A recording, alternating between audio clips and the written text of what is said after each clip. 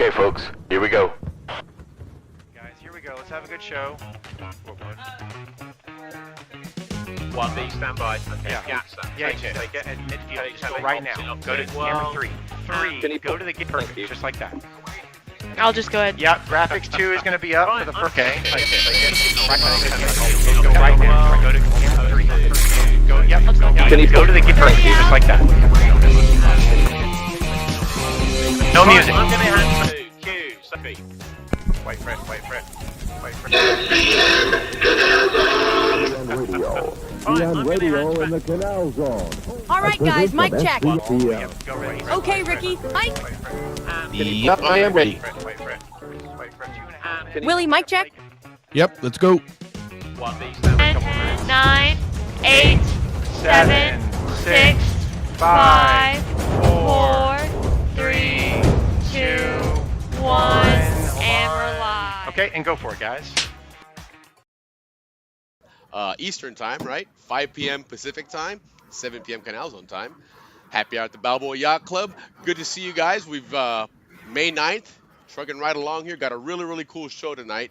We're continuing our history show, picking up from where we left off last week with a Panama Railroad historian, a gentleman by the name of Nodier Garcia. He's got a Instagram channel, PRR History. That's really, really cool. But a couple other things going on, kind of crowded show, a little bit of a busy show. But again, as usual, share the stage with my friend and my cousin, as we found out several years ago, Ricky Royo. What's up, Ricky? Ricky Royo, what up, Thank you, man? guys. Hey, guys, thank you. Really, like always appreciate it that we're doing this every Friday night. Right. And yes, what a show we have tonight, and it is booked. We have a lot to go over tonight. So we're gonna go right through everything like we like to. We like to start fast, but then it always ends up being 2 hours plus. So here we go, guys. Welcome and hello and welcome to the best streaming happy hour on YouTube, Facebook, Instagram soon, but we just can't get them to we're work walking with before us. we run, so yeah, we'll get there. Yeah. Welcome, guys, to the happy hour at the Balboa Yacht Club, a show brought to you by Willie and I, both born and raised in the Canal Zone. That's very important because what we tell you is it's live. I mean, A is a live show. B, we lived it. So we're telling you right from our hearts everything we can about the history of the Panama Canal and about the Canal Zone way of life. So anyways, our show likes to start every single Friday with a toast to all you guys out there, and they're already packing in. Thank you very Absolutely. much. Salute, everybody. Good to see all you guys on. There's a lot of you guys on. Right on.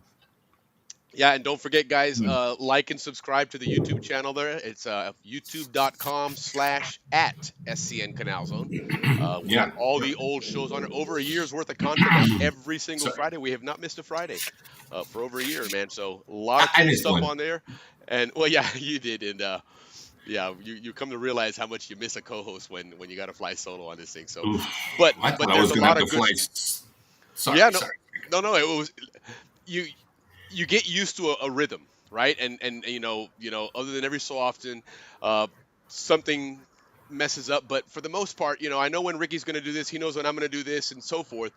And then all of a sudden, I'm, dead air. It was awkward, man. No, you were going to fly last week, and I'm like, I got to do that show by myself? No, man. I had to call in my favorites. Oh, yeah, make sure this and that. Right. Efectivamente, you didn't even go on that trip. Yeah, right.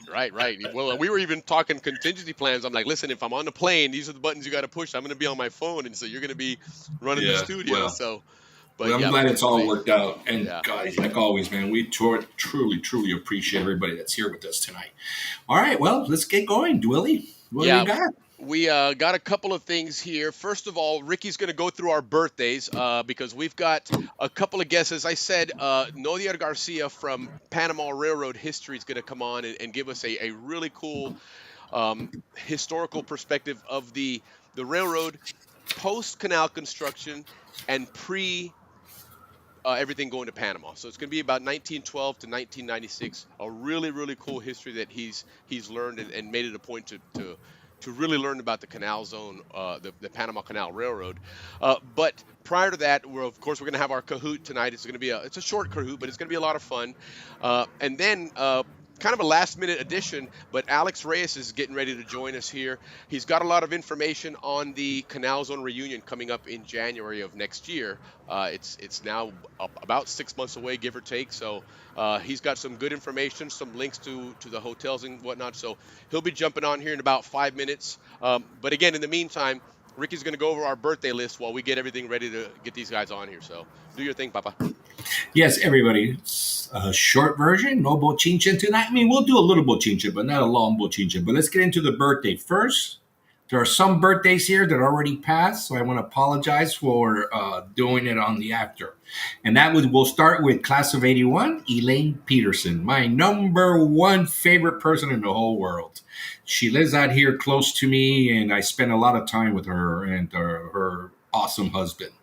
Well, happy birthday to you, Elaine, and we did celebrate that last Sunday. So They did. good to see you, Elaine. I was like, Ricky, like a good Zonian, made sure that he could sport a jacket, a nice jacket, and a button-up shirt and flip-flops. That's the Zonian, but it looked good. It was it was Ricky knows how to do it. We can't wear. Nobody wears flip flops exactly, or shorts. But as soon as I get, Right. that's all I want to wear: shorts, flip flops, Yeah. shirts, etc. All right, let's keep on. Angela Estenos from Panama. Happy Okay. birthday, Mark Arms, really cool guy that we grew up with. He's from Kentucky. And he was always at the chicken coop. I remember that guy. Happy birthday, Okay. Mark. And from San Antonio, very quiet guy, Alex Garcia. Happy birthday to him. And Tom Ramirez. Happy birthday to you as well, Tom. He was my left tackle in my high school football right on. team. So he was a very important man there. Peter Gilbert from St. Mary's. Happy birthday to you, Peter, man. And that's my class of 81, guys. So we're going to continue. Angie Gramlich. Hope I said that right. Aggie Gramlich. Aggie. I thought I maybe spelt that wrong. Aggie. That is correct. Aggie Gramlich. Ray Mott up in heaven. Happy birthday, Yes. Ray. Vicky Miller Moring. Happy birthday to you, Miss Vicky. Shailene White. I follow her on Instagram. Wish I had met her. Shailene White, happy birthday to you. Yeah. You post some pretty cool stuff on Instagram. Jose del Pintores. Happy birthday, Jose. The beautiful, and all you guys that grew up with me know Julie Pollock. Wow. What an incredibly beautiful Balboa Ram cheerleader. Pepe Till Le today, Pew. she's still beautiful. Yeah, Pepe Le Pew. Brian Kessler from the great Kessler family out of La Boca. Yep, that's right.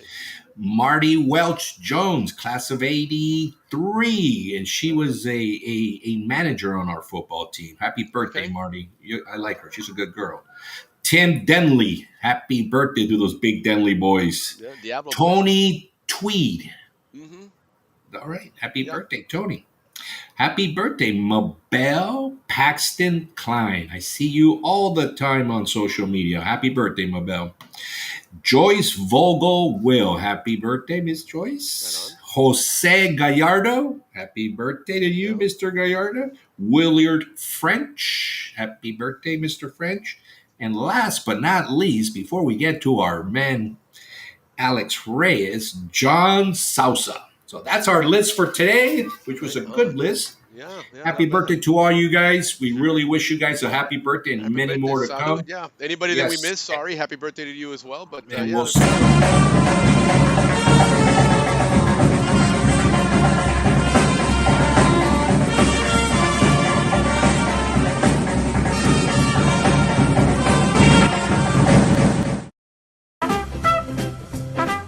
SCN Television presents K Pasa. And now here's this evening's host, Army Sergeant Bob Foster. that was kind of an abrupt switch there, but nonetheless, it's It never worked. I smooth like it. sailing. But we got the message out, and there you go.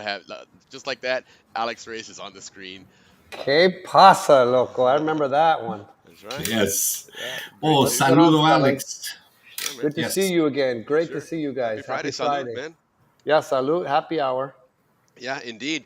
So, guys, again, Alex is joining us tonight to talk about the Canal Zone reunion. As you can see on the screen, there's one of the links or one of the hotels that's involved in this with the logo there. But he's going to talk about it, and we'll share both of these links as well in the comments or in the banner there.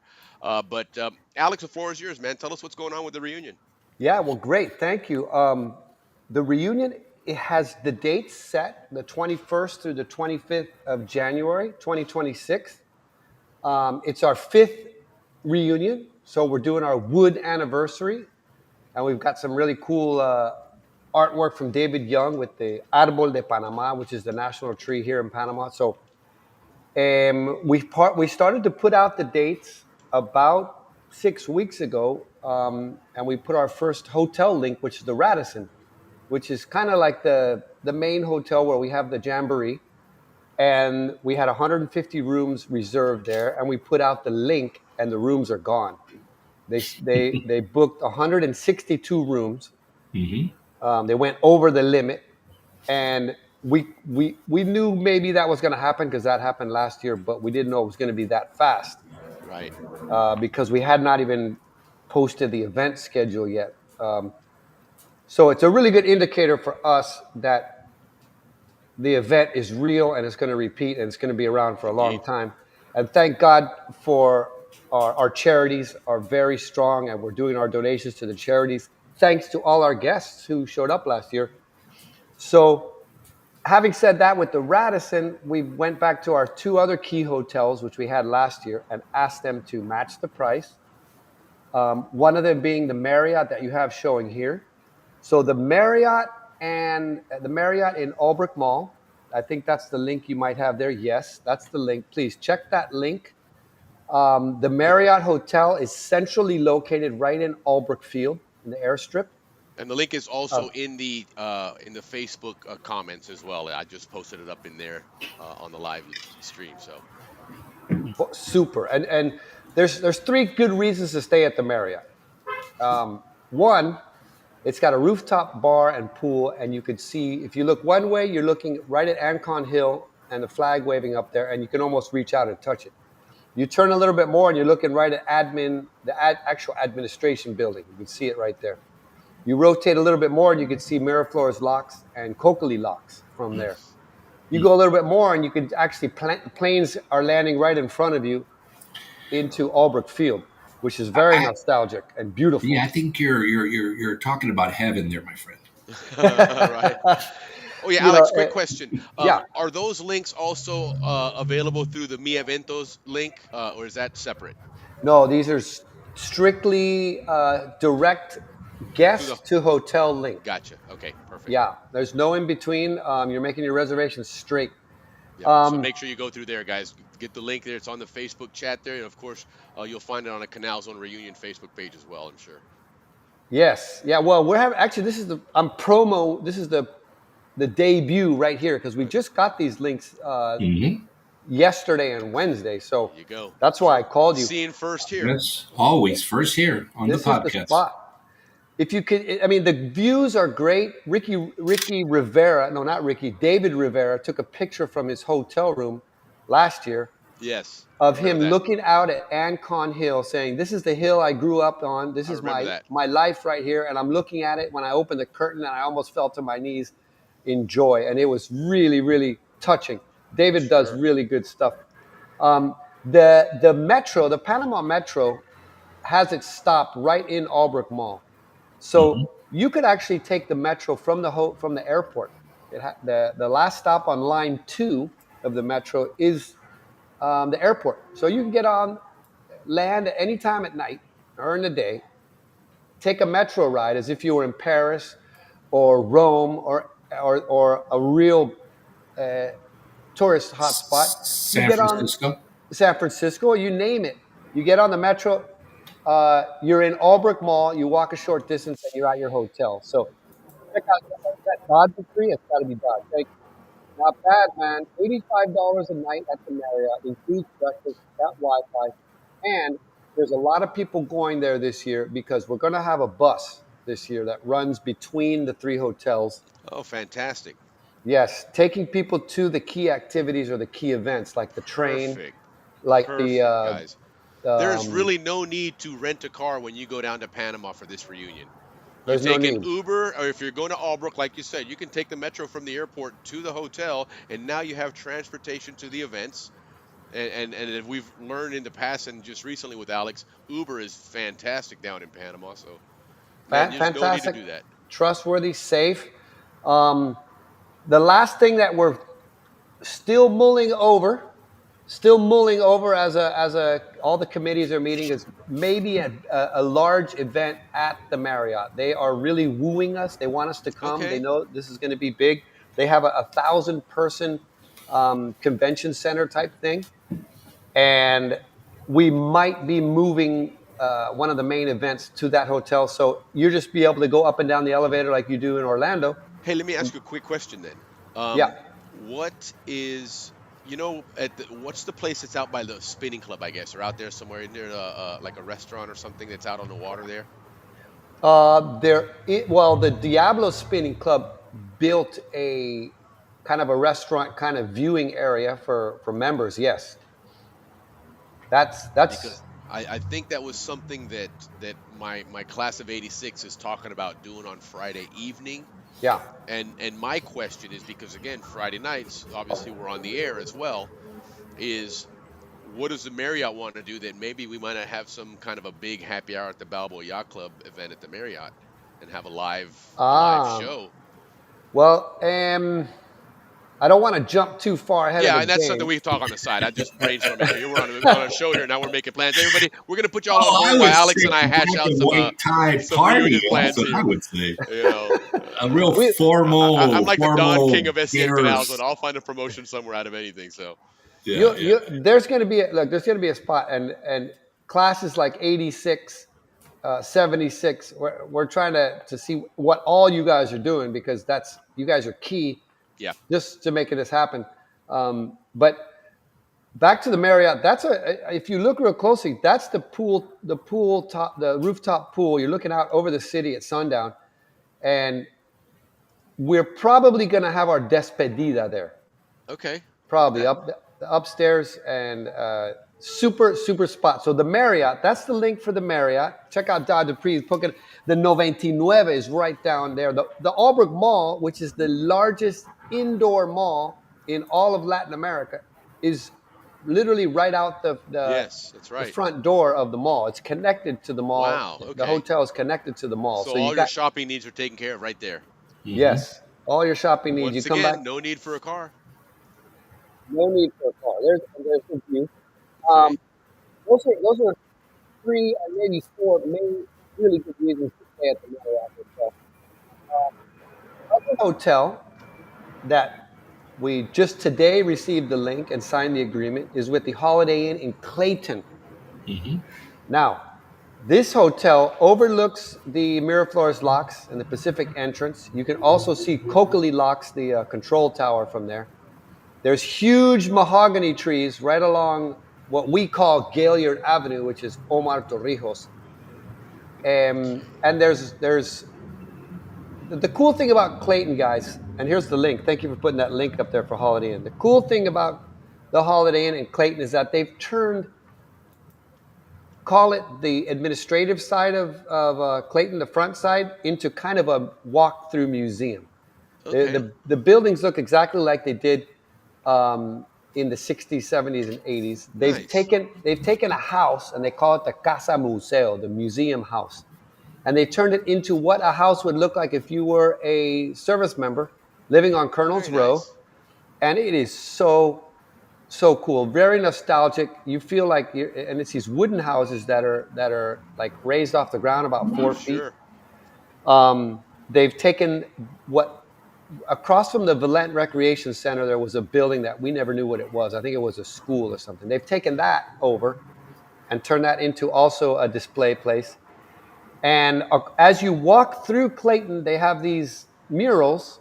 Not murals. They're we call them information boards. Okay. And it tells you what you're looking at. So the marching grounds are still fully intact, where they used to Oh do wow. the parade grounds. Yeah. Reader Gym is still there and working. Garmin Field. You remember Garmin Field is where we used to have the Clayton The Fair. Clayton Cowboys played there Yep. too. The Clayton Cowboys. So you could do like actual little walking tours right through there. They're going to actually give us a bus tour. The people from Ciudad del Saber, the city of knowledge. So there's a lot of good reasons to stay at the Holiday Inn. The bowling alley, they revamped the bowling alley. Remember the Clayton bowling alley? Yeah. That is completely redone with neon lights and everything. And they even give you pitchers of beer. You felt like you were in 10th grade again. Yeah.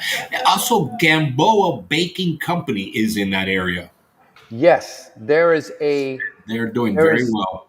How would you call it? There's an open air mall.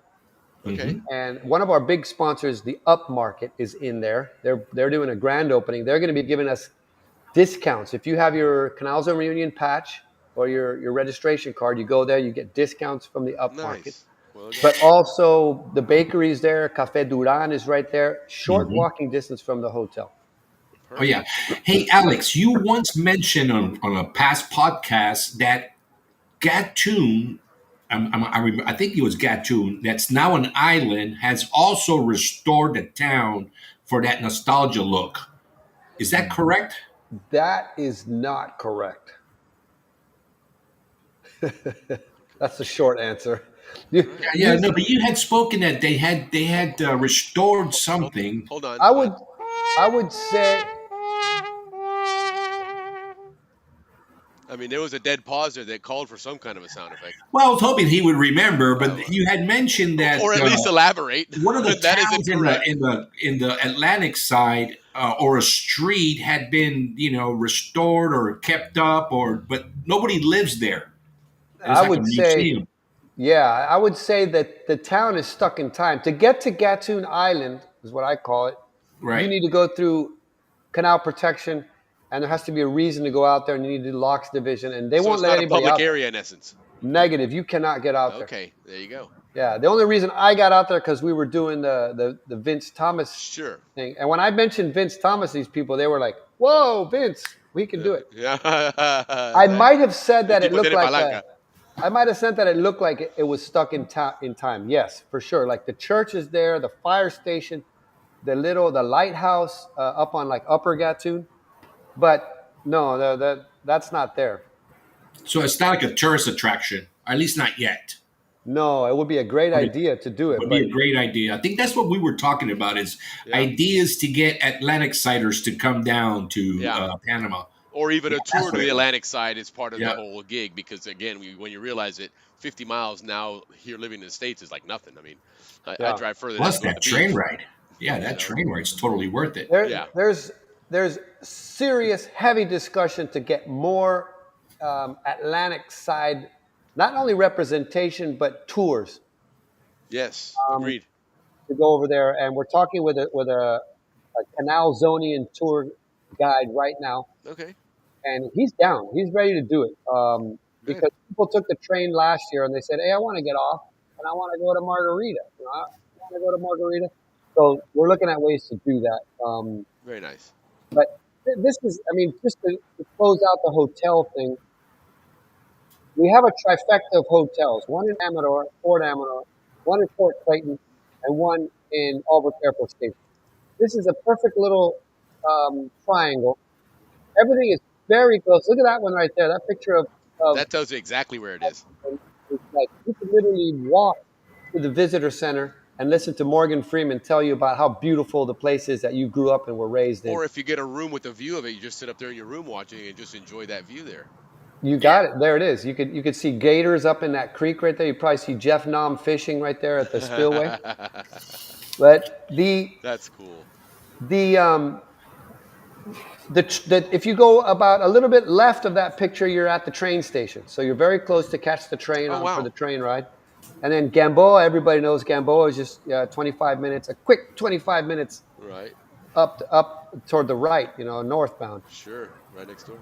So these hotels, please use the links. Please take advantage of them. All the hotels have met our request for $85 a night, which includes amazing Panamanian breakfast and unlimited coffee and the Wi-Fi.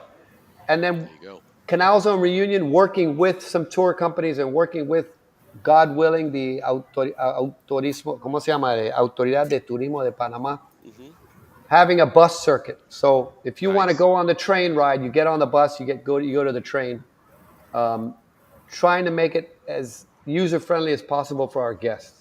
And make sure you use those codes, because it also is going to continue to give credit to the Canal Zone reunion, so they can continue to get great pricing out of these guys when they're showing the true numbers they're delivering to these guys. So it really helps all of us. If you want to see this reunion continue to grow and continue going on, help these hotels fill up with Zonians so that we continue to get credit for it and get better deals each and every year. So it really does help out, guys. But no, this is really Super. cool, Alex. Now, again, you got the two links there in the comments there on Facebook, and they should be on YouTube as well. I'm not sure if they did pop in there or not, but the other link again is Mi Eventos, and tell us again what that one is for. Okay, the Mi Eventos link is not live.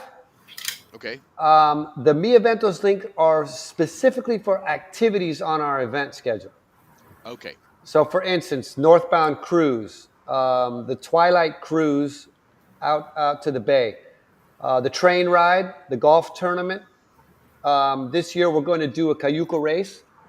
This year, the Canal Zone reunion Cayuco race, not for you to participate in, because we don't want to have like first aid and paramedics out there trying to.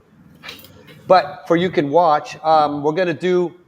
We're still discussing. It's a 5K run, but we've backed it down to 1K walk.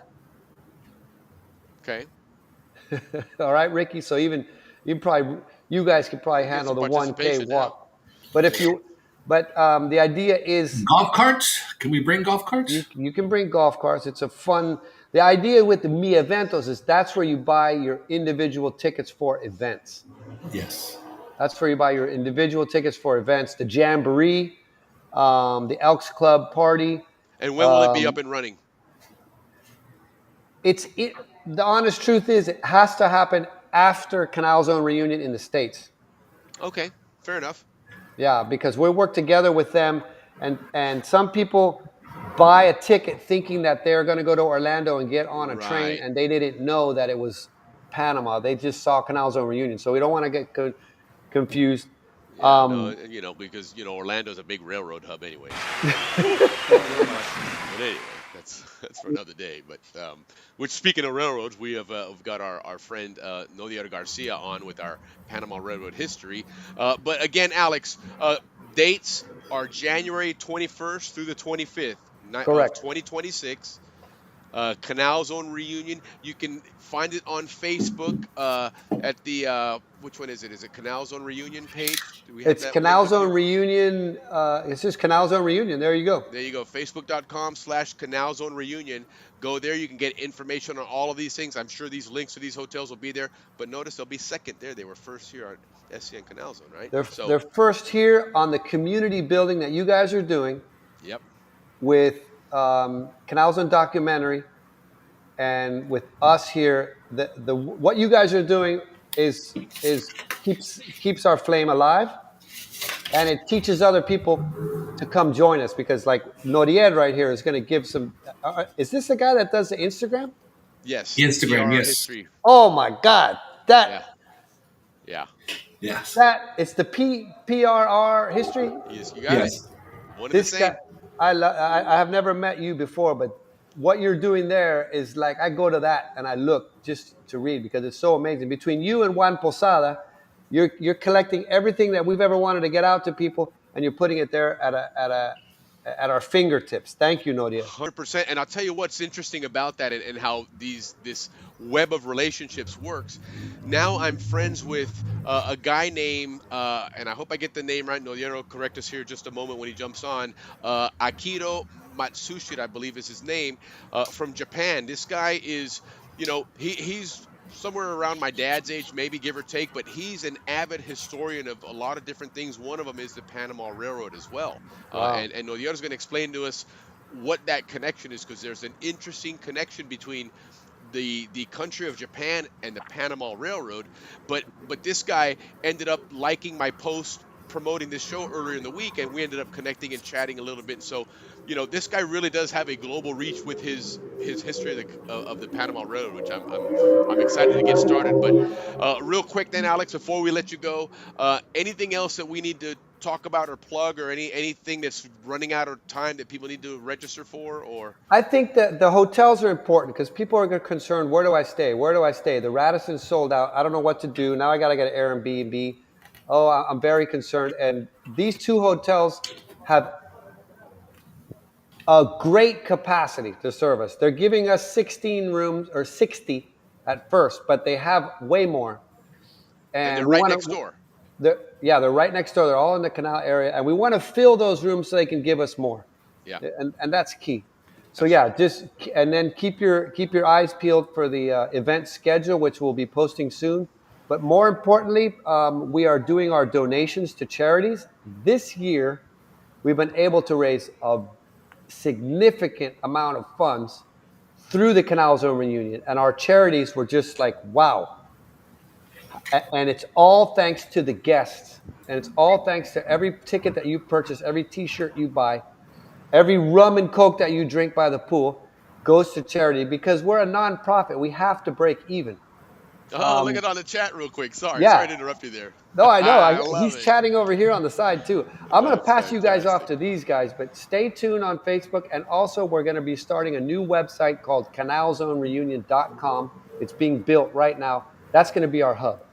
Thank you, guys. Perfect. And one last thing real quick. Anything with flights, with Copa or any other airline that we've set up or in the works, or? Not yet. Not yet. That's a tough nut to crack. Sure. But let me see if I can help take a crack at it. You know, I might still know some people there. So okay, appreciate it. Hey, I'm looking forward to this next segment with the railroad. Yeah, you got it, Alex. Thanks again. Appreciate you coming on. We'll get together maybe over the weekend or something and start doing some more Canal Zone community stuff. But anyway, have an awesome weekend. Saludos. Cheers. Thank you, Alex. And let's go ahead and real quick here. Gonna run a quick promo video, and then from there we're gonna get our friend Nodier Garcia from Panama Railroad History to join us. So stay tuned, guys.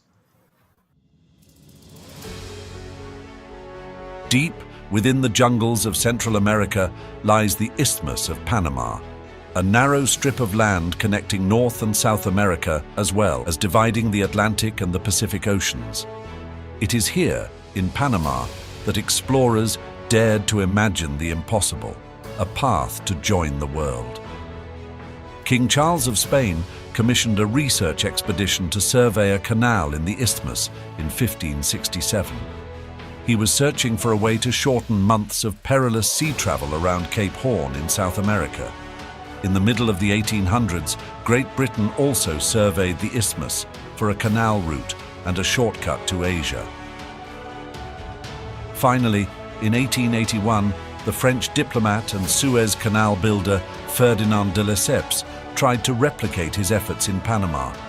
But unlike the flat and soft sand in Egypt, the stifling jungles, rocky terrain and disease in Panama proved to be a much different and more challenging landscape. This challenge proved to be too much and resulted in failure.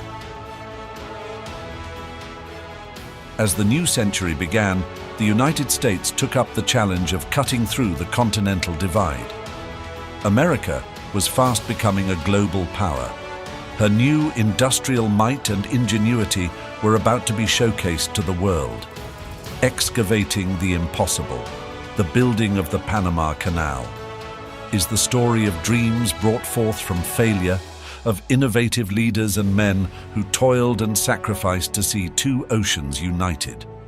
It's a story of technology, of courage, and of unbreakable human spirit.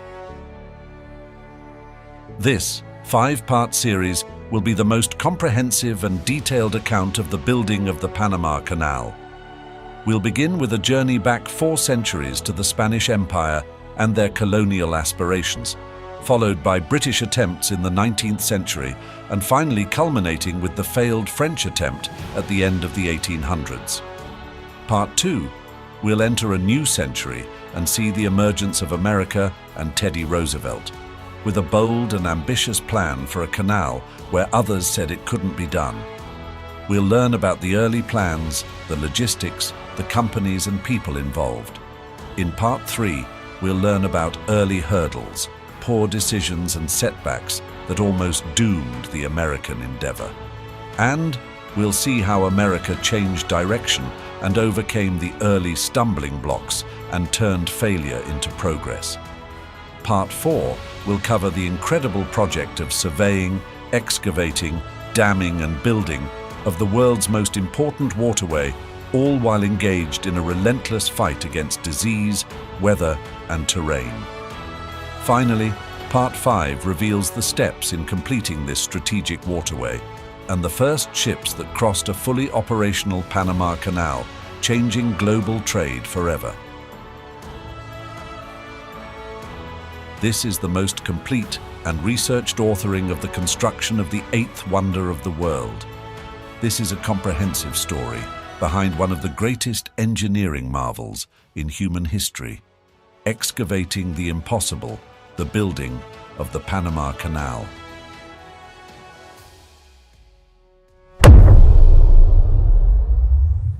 All right, coming soon. Not quite too soon, but nonetheless. Anyhow, and so now our guest, our special guest tonight, is joining us all the way from Panama. Nodier Garcia, guys, is very well known worldwide, as you guys have seen now here, for his Instagram page, which I've got showing on the screen here, PRR history. It's all about the Panama Railroad. So thank you so much for joining us. Like Alex said, we've been looking forward to meeting you and get to know the person behind this story, what's going on here, where this came from. So, man, thanks so much. Welcome. Happy Friday to you, man. Good evening, guys. Thank you, Will. Thank you, Ricky, for inviting me. Thank Yes, you. salute, Thank man. you. It's a quite an honor to be here with you guys. We have been talking about this invite like for the longest time. Yes. I'm glad that it finally came through.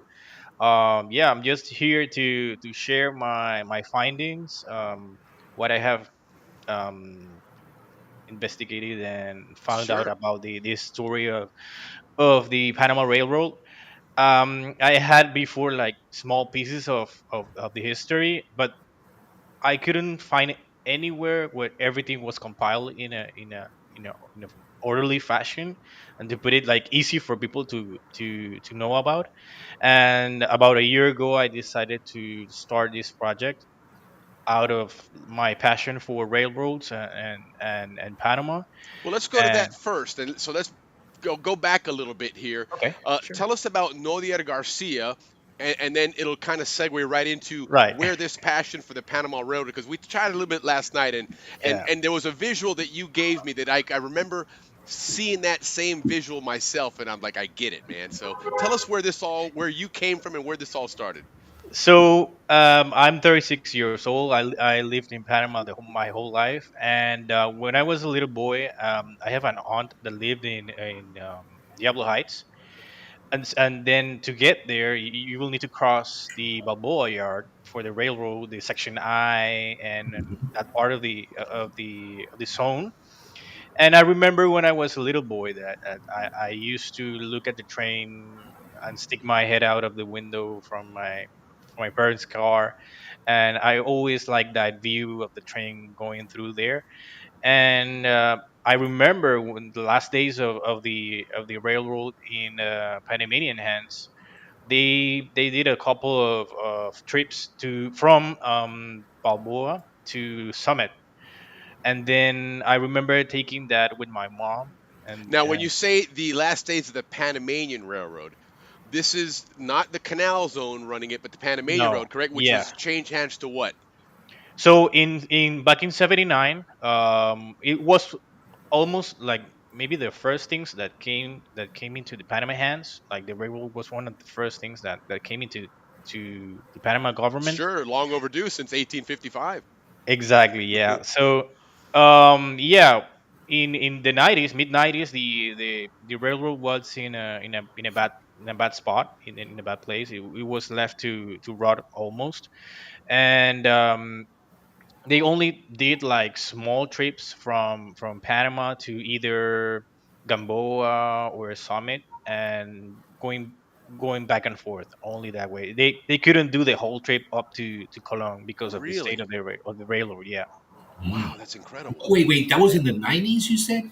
Yes, So 1995, I believe. before it went 1996. over, yeah. So like the U.S. stopped funding and Panama still hadn't Well, Yeah. like taken you said, that was the first thing that changed hands was the railroad in Yeah. Yes, '79, Yeah. exactly. right when In it really 79. kicked Yeah. in. Yep. And the ports too, the ports and the Right, railroad. right. Yeah. Exactly. So yeah, I remember that when I was a little boy, and now that I'm an adult, I was trying to find details about what happened, who take care of things there, which were the stations, how often the trains ran, what was the model of the trains that came back and forth from Sure. Cologne into Apparently, you're Panama. known as El Chico del Tren, just so you know. So somebody else Yeah, recognized you on here, right on. But anyway, yeah. yeah, So at that point, then it was changing hands, yeah. right? And that's what we're talking about here, where that last trip before it, there was no longer a Panama Railroad, or at least a Panama owned one, or a canal Exactly. zone. Yeah. Yeah. But back in '96, it stopped working, and then the contract to rebuild it went through in '98. Yeah, and they started at '99.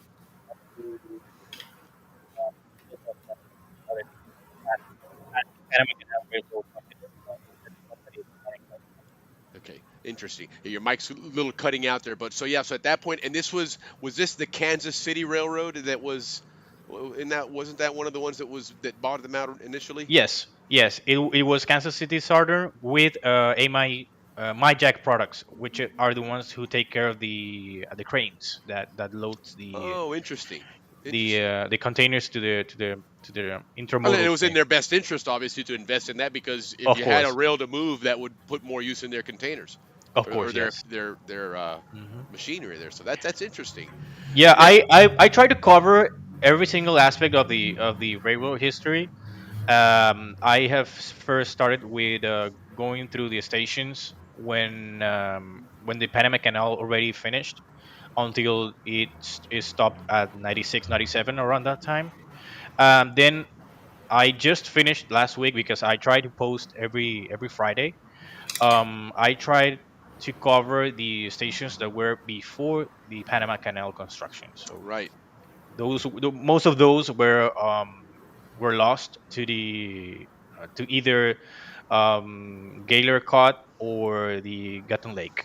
Correct, correct. And I'm pretty sure I have the map that we were talking about last night, Yeah. that has that location you're looking for, which Hmm. is a great segue to something we talked about last night, Exactly. which involves a gentleman that's in the audience commenting right now, Akito.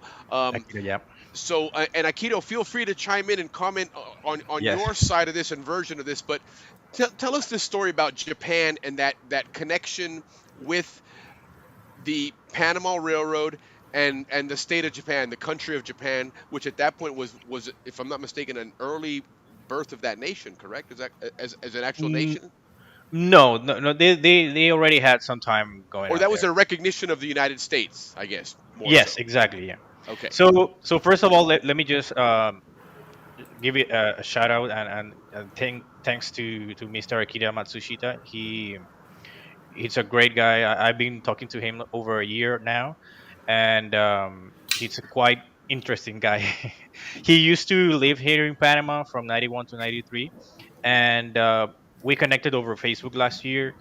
He was trying to get more information about the first diplomatic, like the first Japanese diplomatic mission that went from Japan to United States in 1860. The railroad at that time only had 5 years, and the trip that they did, they came from Japan into California, and then California into Panama to do the crossing of the continent, and then go to Washington D.C.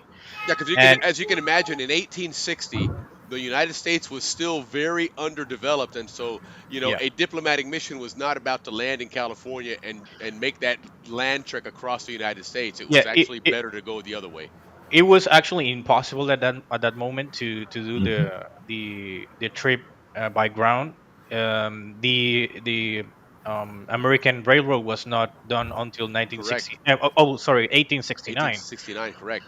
So the best way to do it was using the Panama Railroad. And one interesting fact is that the Japanese people first came in contact with trains here in Panama, in the Panama Railroad. Isn't that amazing? So it was quite an impression for them. So they started to write diaries with like every single aspect of the trip. They had like drawings of the city that they came across when they got to Panama. They draw the railroad, they draw the people, they draw the animals that they saw here for the first time. Obviously they are not a tropical Sure. country. Whenever they came here, it was everything new for them. And then when they took the train, they did a stop in San Pablo, which was one of the biggest towns in the route before the Panama Canal. And that's what we were talking about last night. I haven't found any maps detailing what was the layout of San Pablo town, and that's something I think that you can help me with.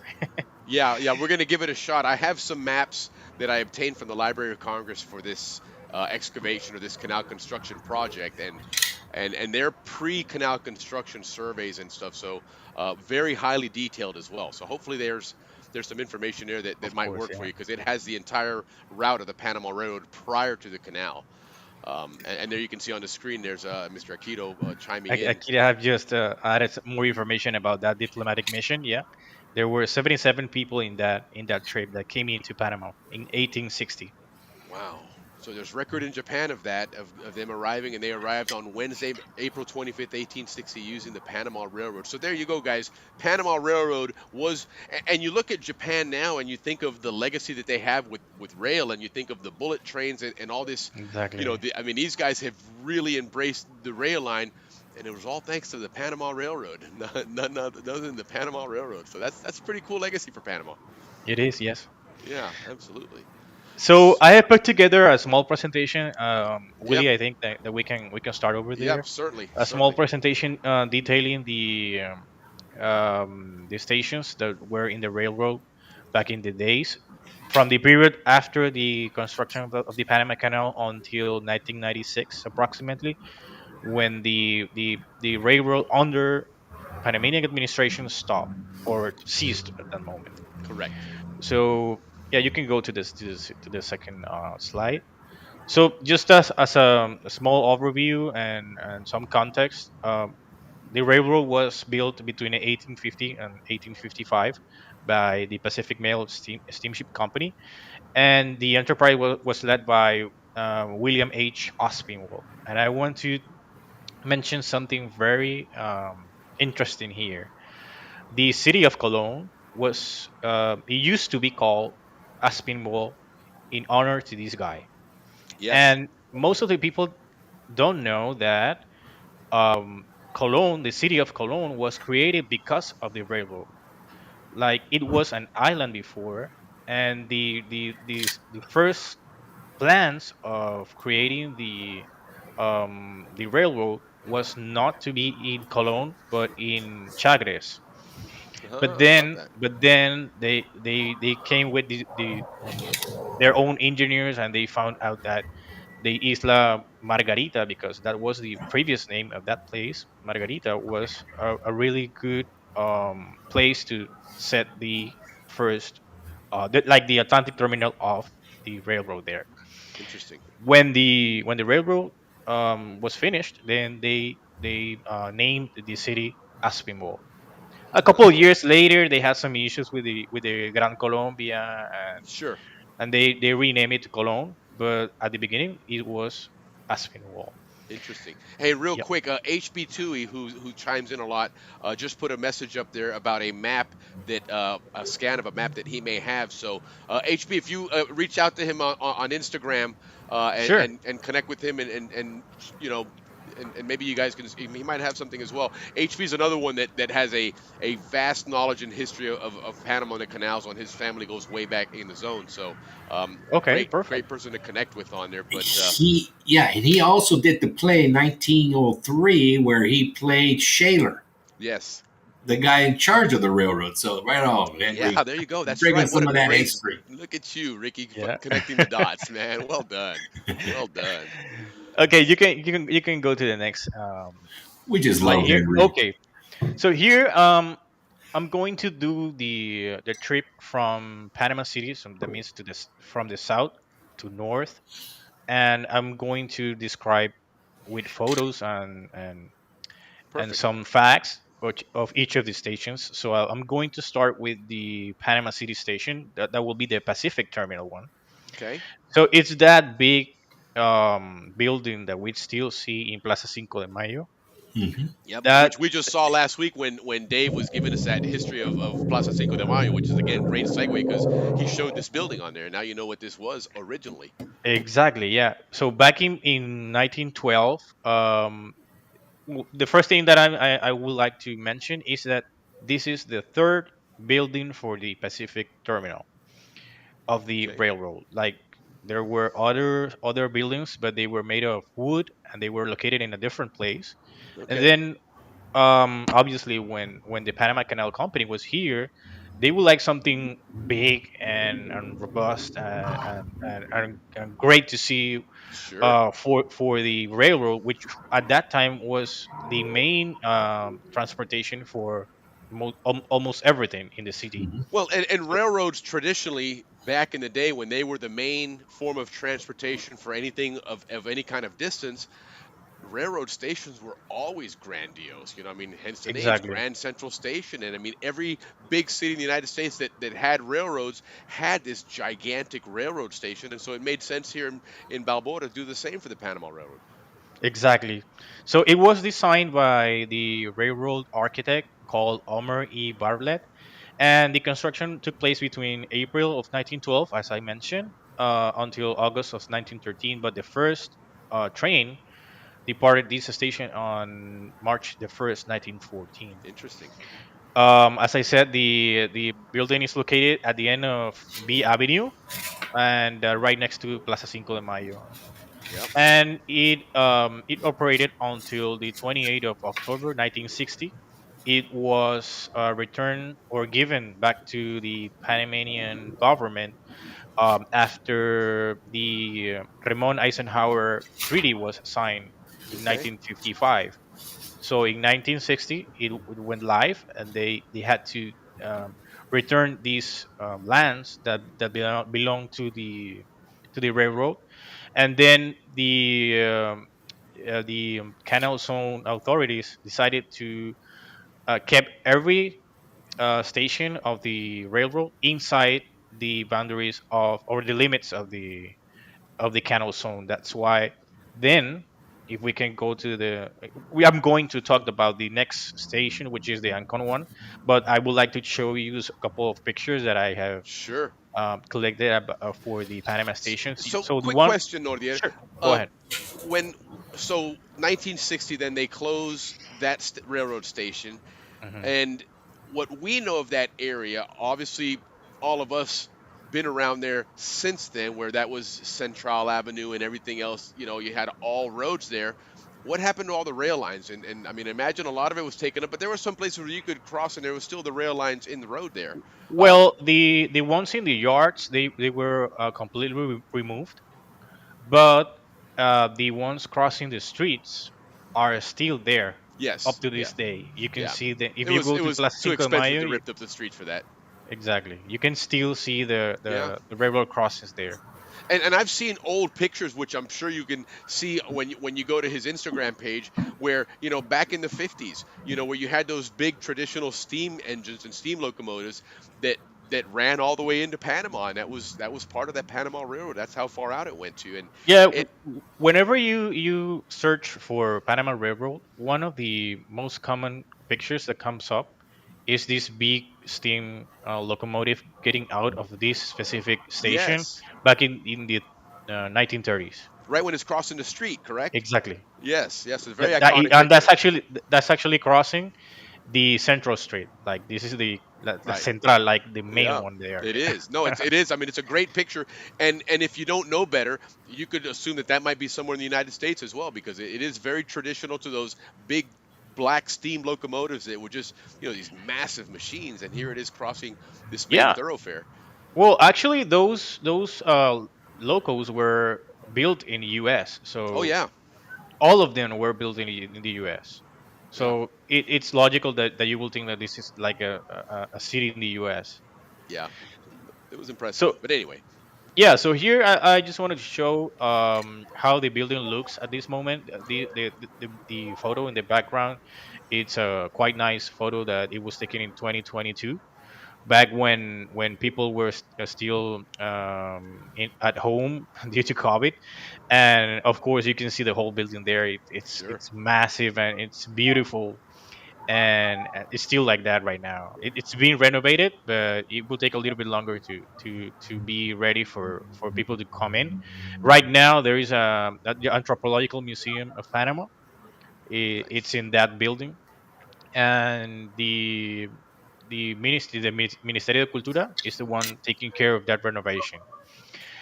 So the photo on top is it's a great aerial picture that was taken by the U.S. military in 1950, I believe, 1956, yeah, makes sense with the and cars.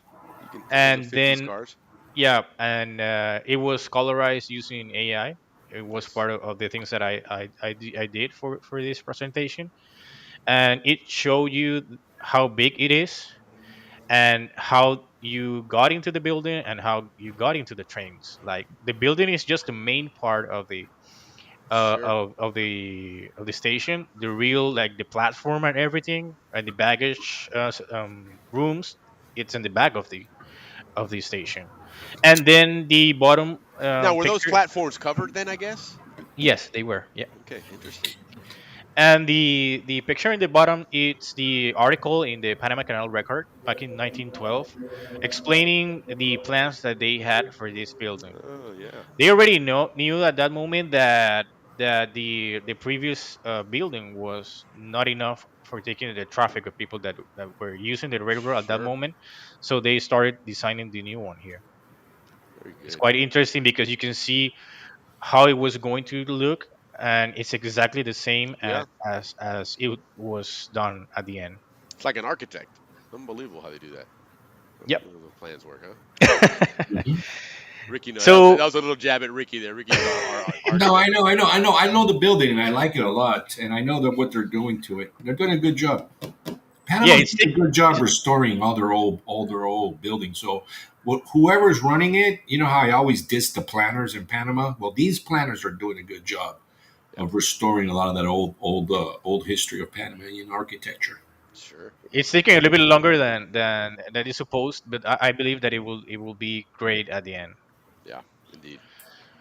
So the Ancon station. So this station was built between 1958 and I'm sorry, and it was opened to the public at 1960.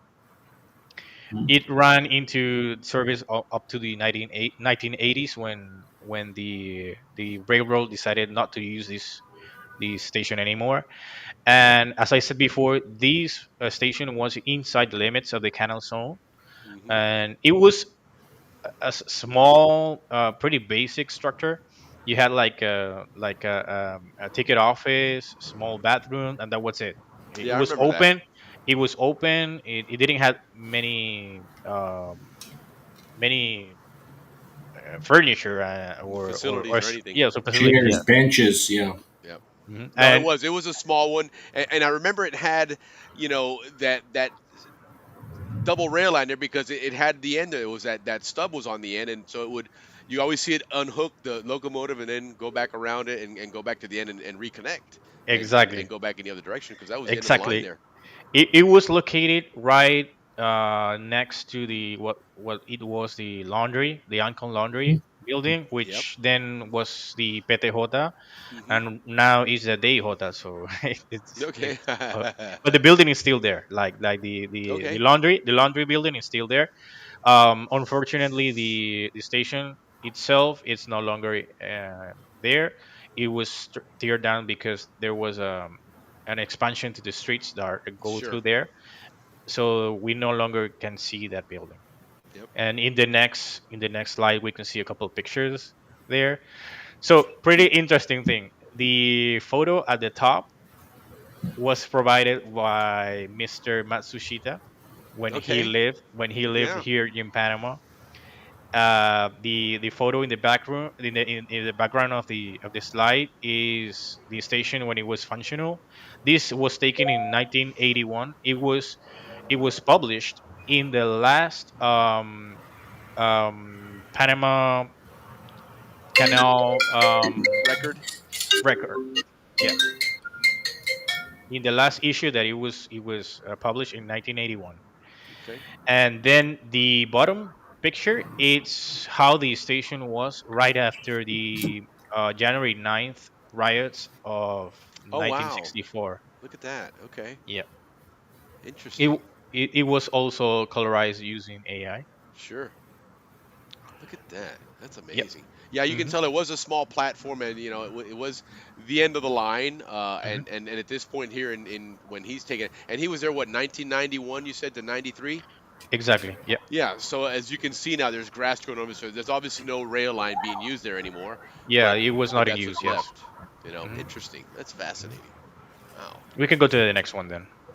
So here it's one of the um, more important stations, I That's believe. our railroad station. That's the one that we no we did. This is what as Balboa Rams we left out of that one, and before football practice we there was a little convenience store there that Mr. Oyer operated, and you get Pepito gum there and all that. So yeah, Balboa Station, go do your thing on this one.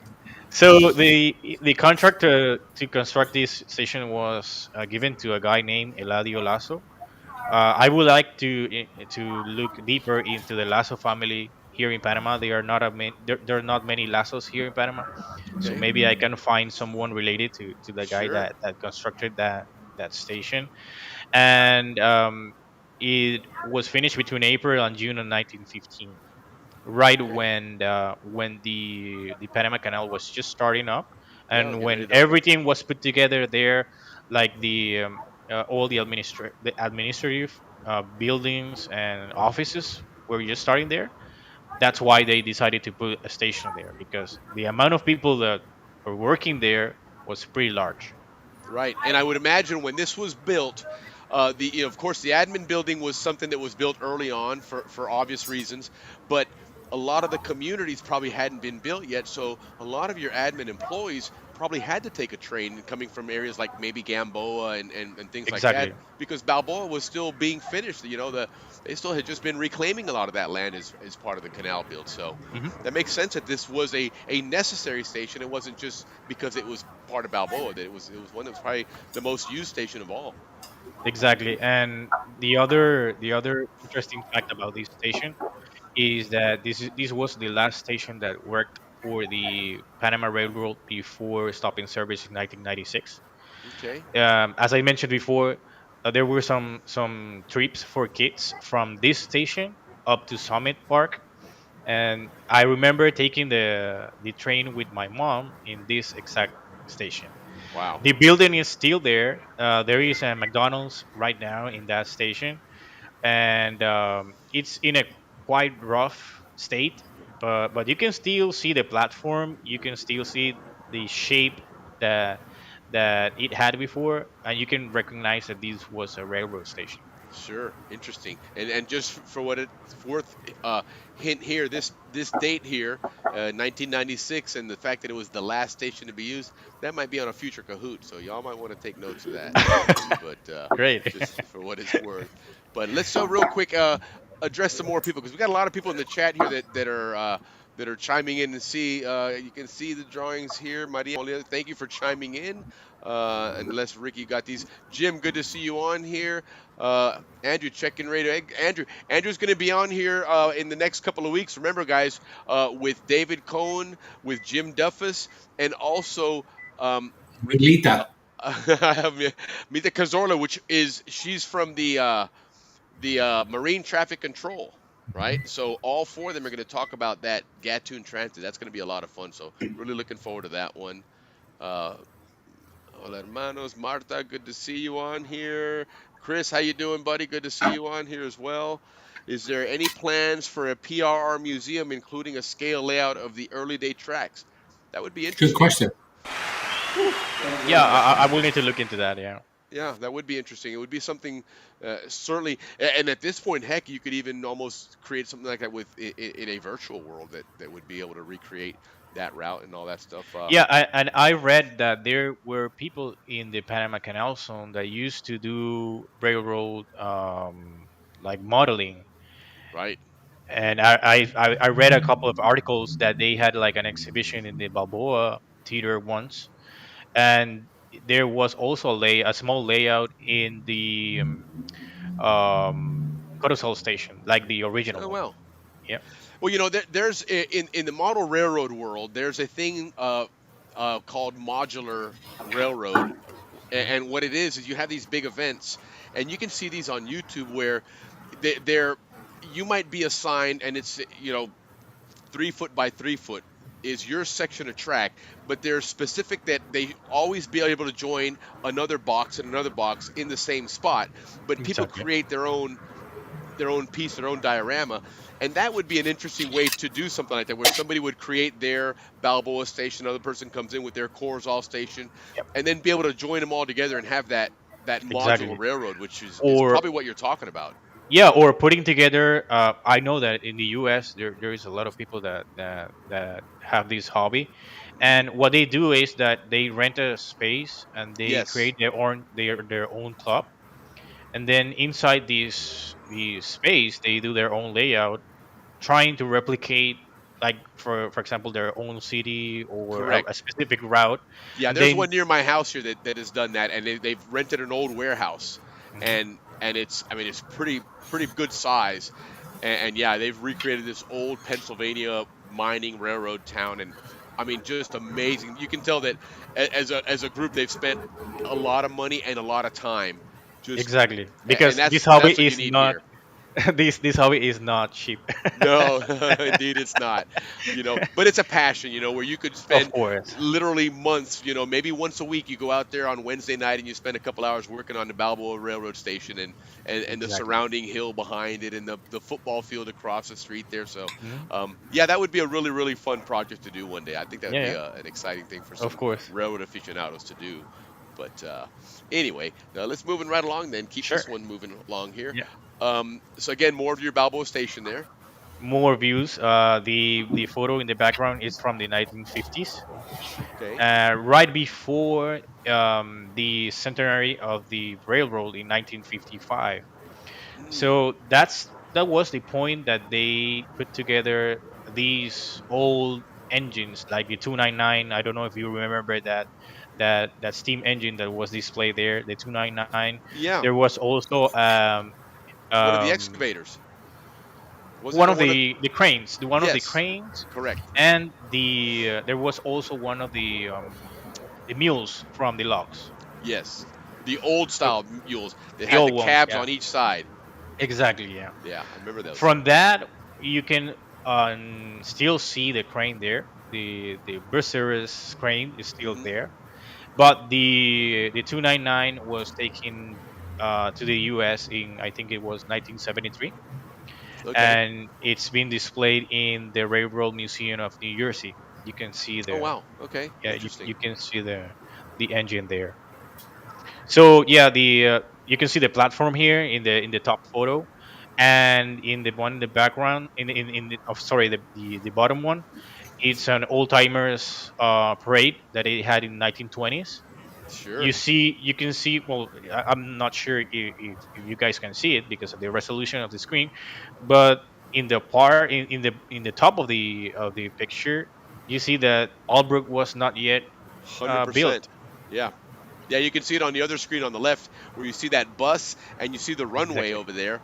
And yeah, look in there. That's just a big swamp area. Yeah, exactly. That's amazing. That is Yeah. amazing.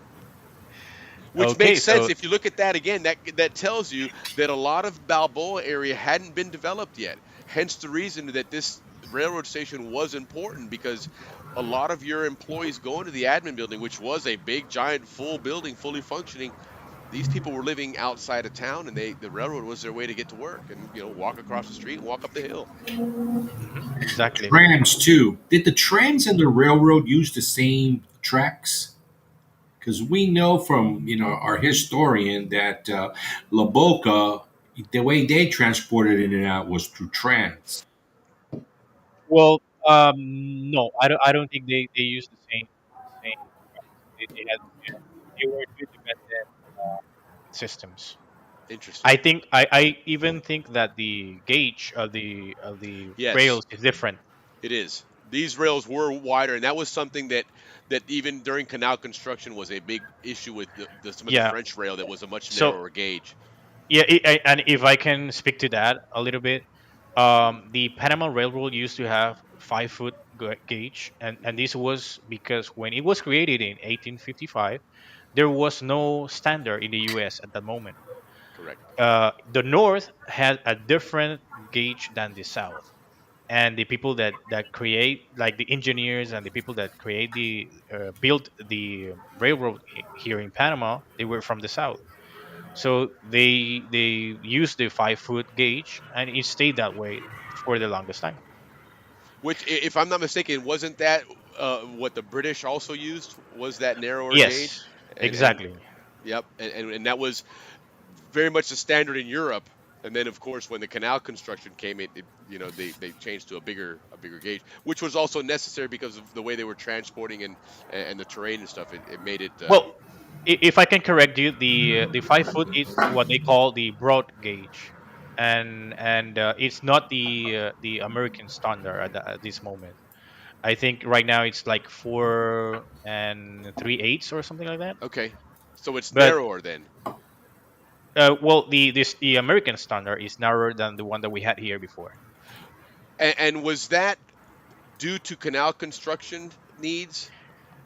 No, no, no. I mean, it stayed 5 foot for the whole time, like the whole So simply existence. because the South is who designed it, it just remained that way. Exactly. Yeah. Okay, I'm not. I'm gotcha. not 100% sure why they didn't change it over the years, or maybe when they were constructing or relocating the railroad. Not sure why. Maybe just to save some Probably just money. didn't make, yeah, probably didn't make sense. Yeah. Okay, But now, interesting. the Panama Canal Railroad Company, they do use the American standard gauge here. Okay, and which would make sense because, as you said, after '96, when everything pretty much stopped, it wasn't even running, and you were going to have to replace a lot of it anyway. You Exactly. might as well just rebuild the whole thing with the standard you need. Exactly, yeah, and it was cheaper to keep it that way because they were going to bring the equipment to operate the Correct. railroad here in Panama from the U.S. So It's going to have to be a U.S. gauge yeah, anyway. yeah, exactly, It yeah. was mandatory. Guys, we Okay. got a question from Rich Martin. Yeah. When did they go from steam to diesel? Okay, that's a pretty good question. The first diesel locomotives came into Panama in 19 at the end of 1951, and they started at 1952. Okay. And now 1952. that model that's on the image there, that one that we see in yellow and blue. That's a diesel one. Okay, yeah, that's a diesel one. When did that one? Is that from that era, or is that from a later Yes, era? yes, that's exactly the first diesel locomotives that Okay. came into. Well, not 100% through that. There were some General Electric loco that came in the 1940s, but they were not used to run the main trains. They were only used to do yard works, like Those are those to. shorter ones that they had. They were Yes, more boxy, right? And yes, they had exactly. the cab on the back, and it was very square. Well, that one it's a different model. I'm talking about a little bit another model that had like um let me see if I can it's called GE 95 ton. Okay. I'm not sure. So, I have a post about that in the Instagram talking about that. Those So were go the first. if you want to check it out, guys. PRR_history on Instagram. That's his Mhm, channel there, and look for that model 95 there, and you'll check it out, of mhm. course, with a lot of other Panama Those Railroad. were the first diesel engines that came into Panama in, I think it was 1940, 1941. Okay, right on. And then these ones that are in this picture, the one in yellow and green, these ones came in 1951, 10 years later. Wow. Okay. They ran for a long time because those were there throughout the time that Yes. we were there. Yes. So I imagine those are the ones that you ran all the way through to '96, right? Well, no, these I think that the last one, there were only three of them. I think that the last one operated until late 80s. Okay. And then what And were they then using until '96? so 96 they used the small ones that you were mentioning. Oh, okay. Those are the SW 1200 model Interesting. that were used at the beginning. Like the main goal of those locals was to do switching Yes. jobs in the yard. But then because the bigger ones were no longer in service, they had to use this one to Sure. run the trains. Sure. Yes, And switching in the railroad terminology, switching is moving stuff around from one track to another. And if you guys recall, you'd see that a lot right there at Section I, between Balboa exactly, and Diablo. You'd see a lot because they had what six, exactly. 7, 8, 9 rail lines there, and those are the guys that would hook something up, pull it over, back it up in another one, and that's what they Mhm. call switching when in rail terms. But very cool, very cool. So Section I still exists today. This is where the Panama Canal Railroad Company has their shops for the engines. Oh, okay, okay. So it's not so much a place for shunting and whatnot. It's a place now for maintenance and to store things. Exactly. Yeah. Oh, very cool. Right on. hmm So the Carousel Station, the first one, it was built in 1916 to service the recently created town of Corozal.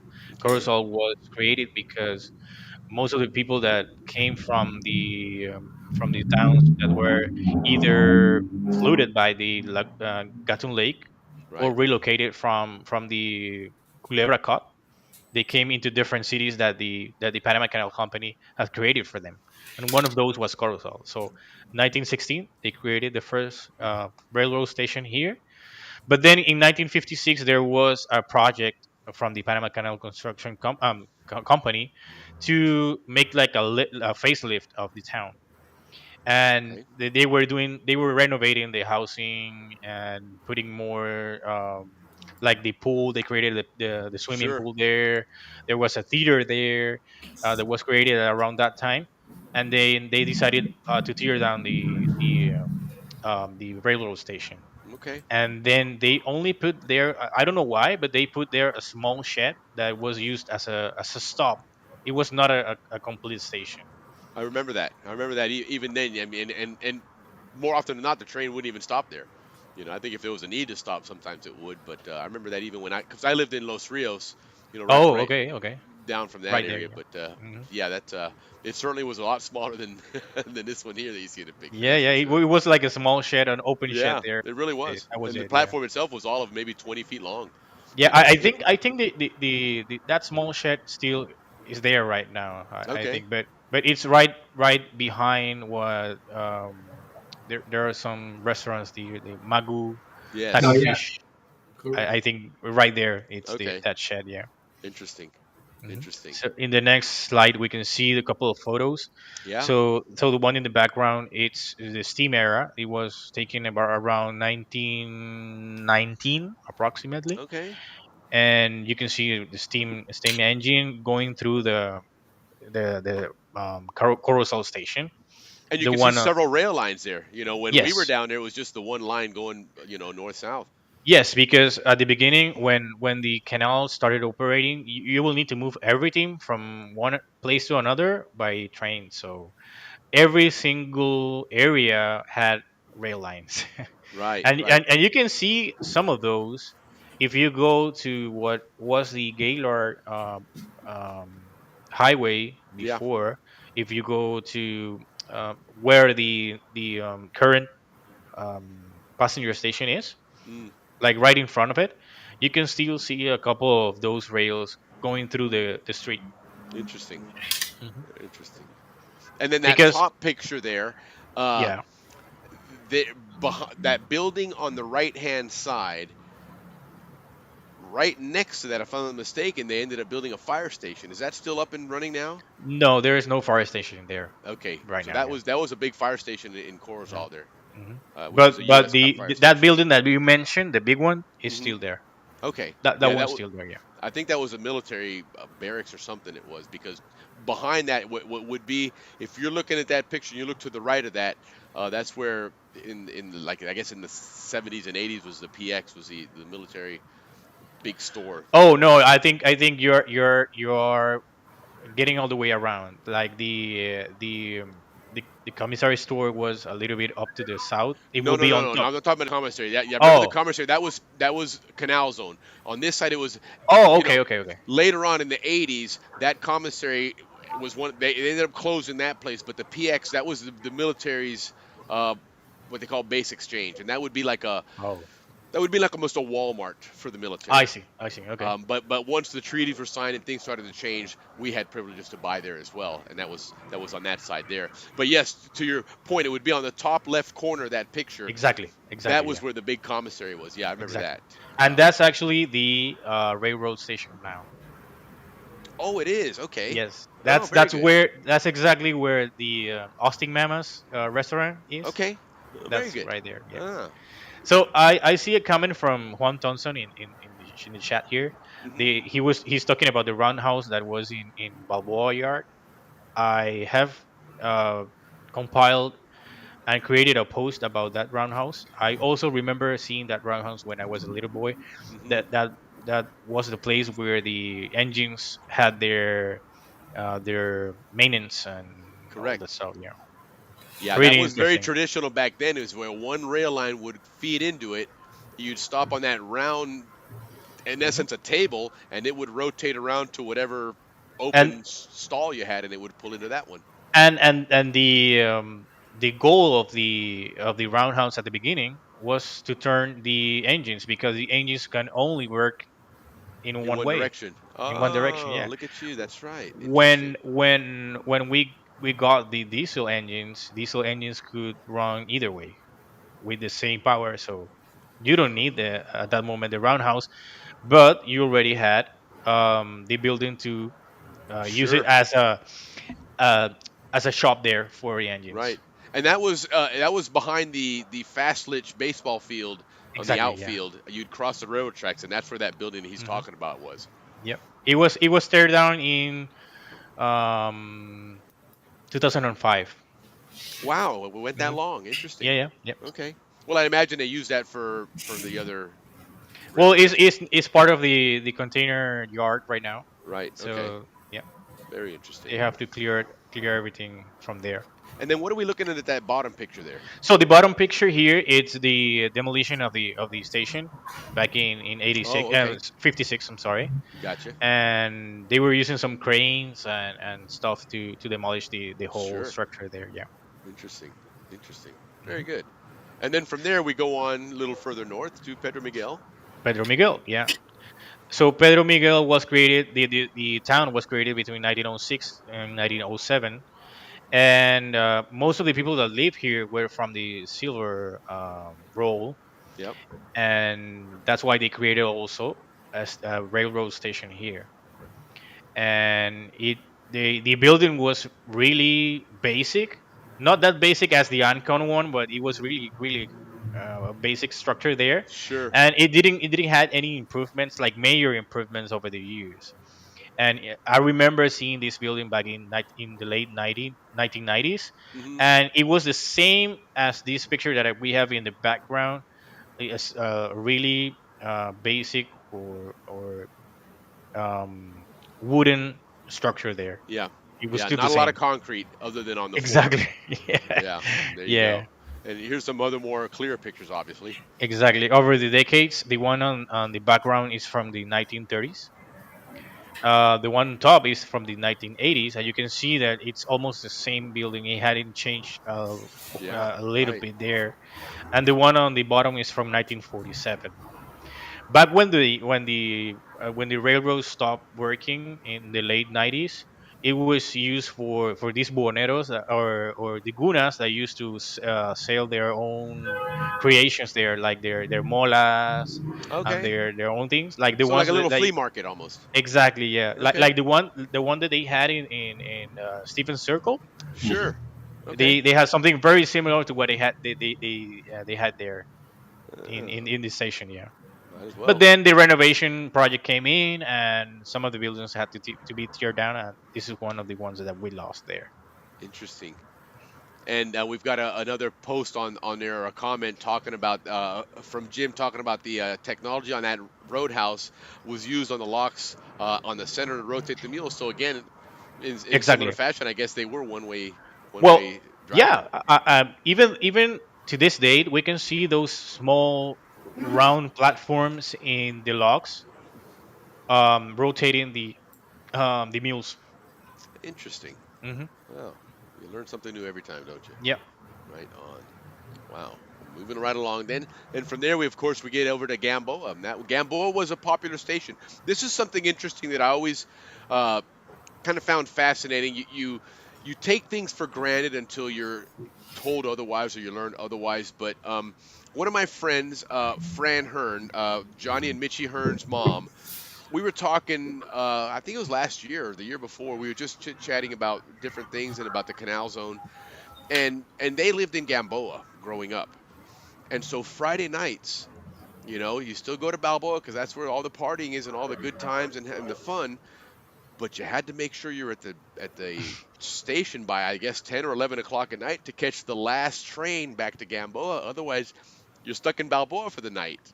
So Exactly. I always found that fascinating. I never put two and two together, but back in those days, I guess not everybody had cars, and so to get Or back and or forth, it or was on the could train. or could take the bus, but Correct. yeah. Correct. And Hmm. so, so Gamboa did, that rail line and that rail stop did play a big part in the rail line itself. So tell us about Gamboa.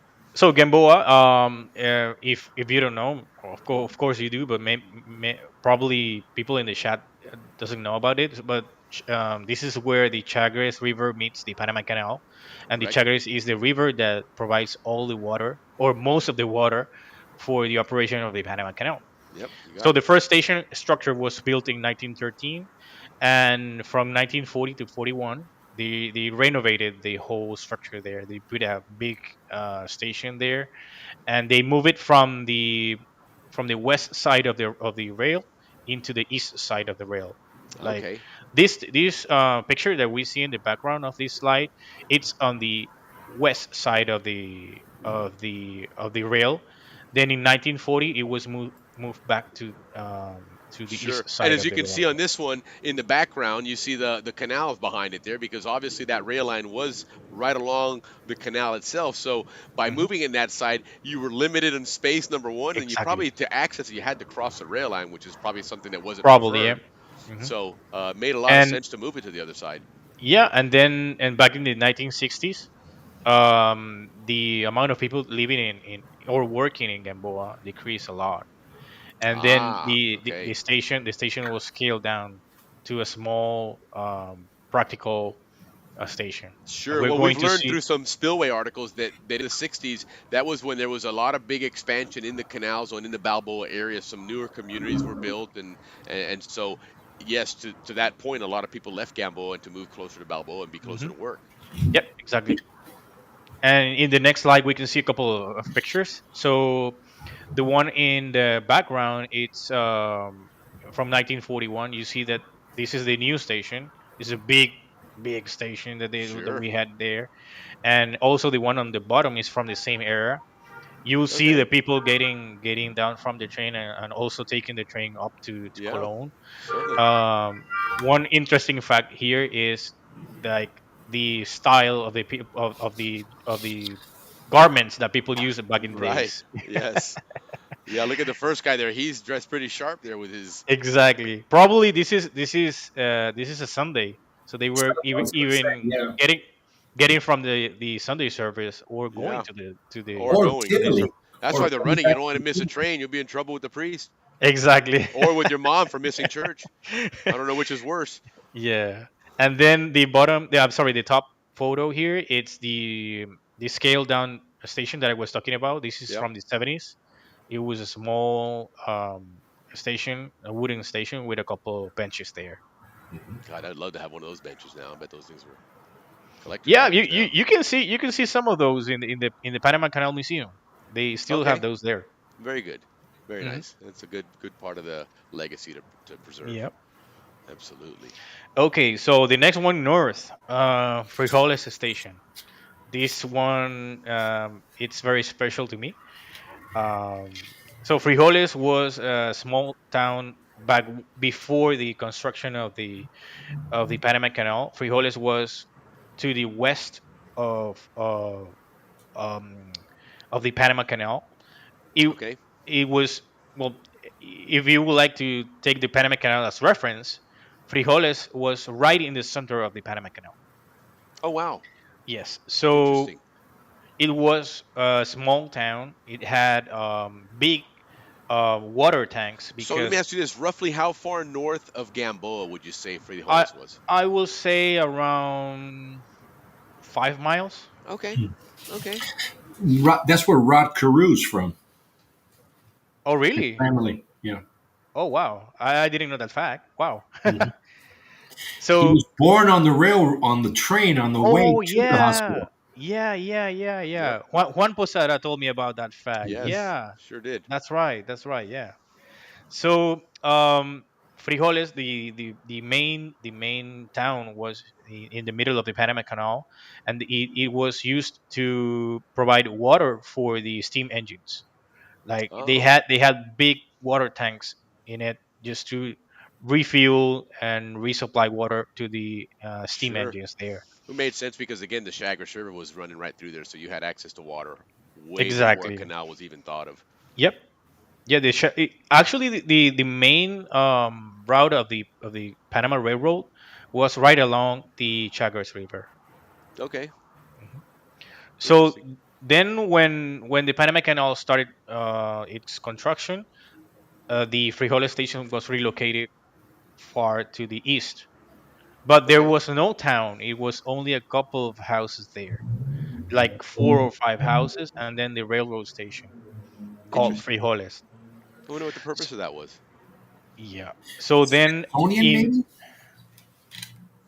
what was that, Ricky? Sorry. The Smithsonian? Maybe people that worked at the Smithsonian? Well, this is exactly what I'm going to talk about. Yeah. This is Oh, okay, interesting. cool, cool, cool. Great So natural segue. exactly. Been So like back that all night with him. so back in 20 And real quick, sorry 1923. to interrupt you Sorry. there, but Dave Dahlstrom is chiming in that Frijoles was a Panamanian town that was allowed to exist inside the canal zone. Interesting. Wow. Interesting. Right on. Because I mean, technically, Panama City and Cologne were Panamanian cities. Because if you look at what's technically 5 miles on either side of the canal, Panama City was well within that, but yet it was Exactly. allowed to be in there and not be part of the canal zone. And so, according to David, there, our canal zone Hmm. historian, that's the same thing with Frijoles. Right on. Exactly.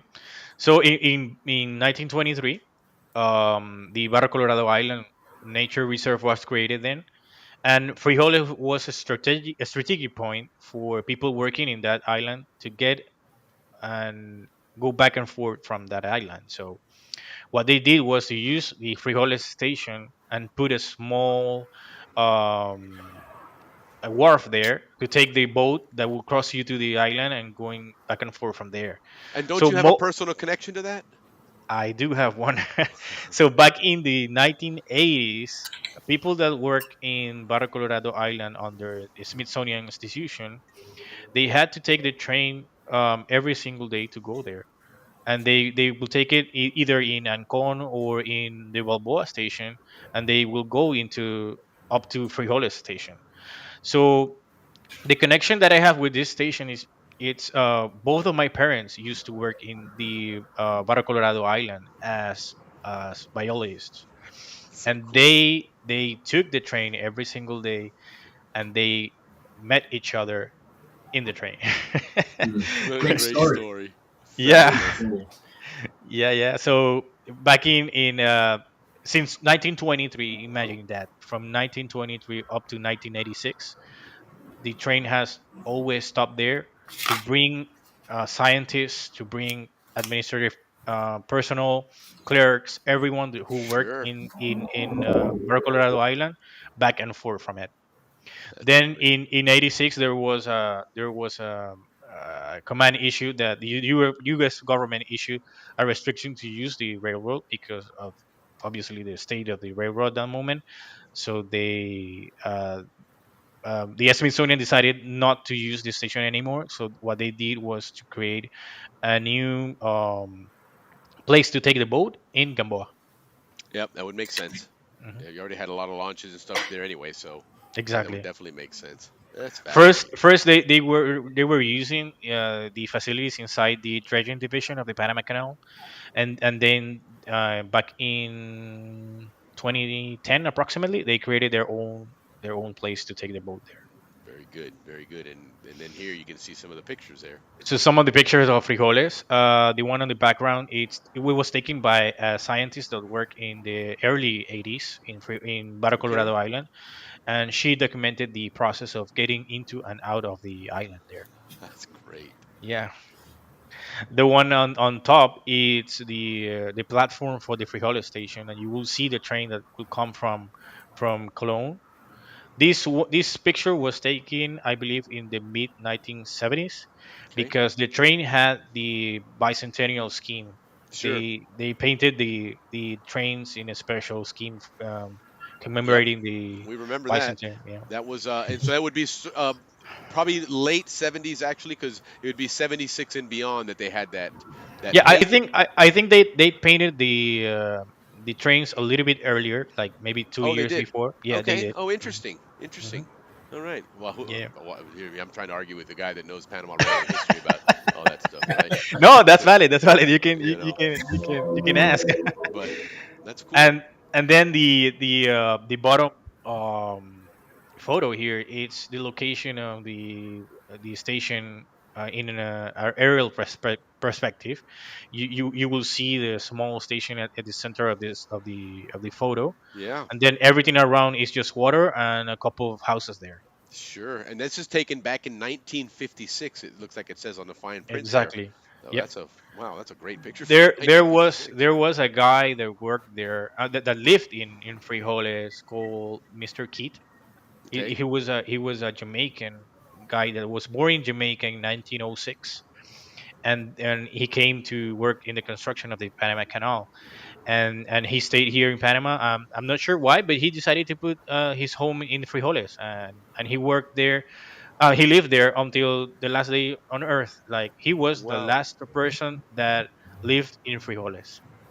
Wow. Isn't that I can interesting? imagine growing up there. I bet you La Tuli Vieja came from that. Yeah, you ain't kidding, man. You ain't kidding. Well, I bet that place at night is dark as can be, man. There's not a Yeah, whole lot of lighting there. Wow, that's fascinating, man. It yeah, is great So then story, we man. continue on. Now, if this is Frijoles would be the last stop before you're passing the Gatun Lake now, correct? Is this where the exactly. beginning of the Gatun Lake starts? Exactly. Yes. Okay, interesting. Which then takes us logically to the next spot, which would be Gatun. Gatun. We are now in the Atlantic side of the canal. Nice. Of course, you were in the lake. There were no stations there. Right. There was no reason to have a station in the middle of the lake. Makes So sense. the next station north was Gatun, and Gatun was an existing town in the area before the canal came in. So Yeah, what that they town did was at the was base of what is the Gatun Dam, is exactly, where that town was at the base, exactly, which at this point, of course, is all underwater. But exactly, and they relocated to the east of the Panama Canal. And at the beginning of its existence, there were native people that already lived in Gatun, plus the workers, plus the people that worked in the construction. They were all there together, and then in 1914, President Taft signed an executive order to take all the Panamanians out of the canal zone, and then interesting, it was only kept for people who work for the Panama Canal there. right? And it remained that way until the end. where you had to Exactly. be Yes. authorized to work there. And that was the time when the town was renovated. It was modernized. It was changed for the people that worked in the Panama Canal. Sure. And then the first station, it was a small wooden station that was back in the original Gatun town in 19 between 1908 and 1907 and 1908, when the town was relocated. Then the concrete station was built there. Okay, it, and real it quick, there's a comment in the chat here from Jim that's mentioning Monteleiro Station. Montelirio, Monteleiro. but there was no station in there. Okay, so the, was it the, like it- at a Mont, stop Mont, or something, or Probably a stop, because there was a bridge there that will go up and down depending okay, on the works that were done on that place. Because at mid 1950s there was um, gas pipe construction there, okay, and they had to cross equipment from one side to the other of the railroad, and there was a bridge there that will go up and down. okay? Interesting, But interesting. there was no station in Montelirio. Okay, right on.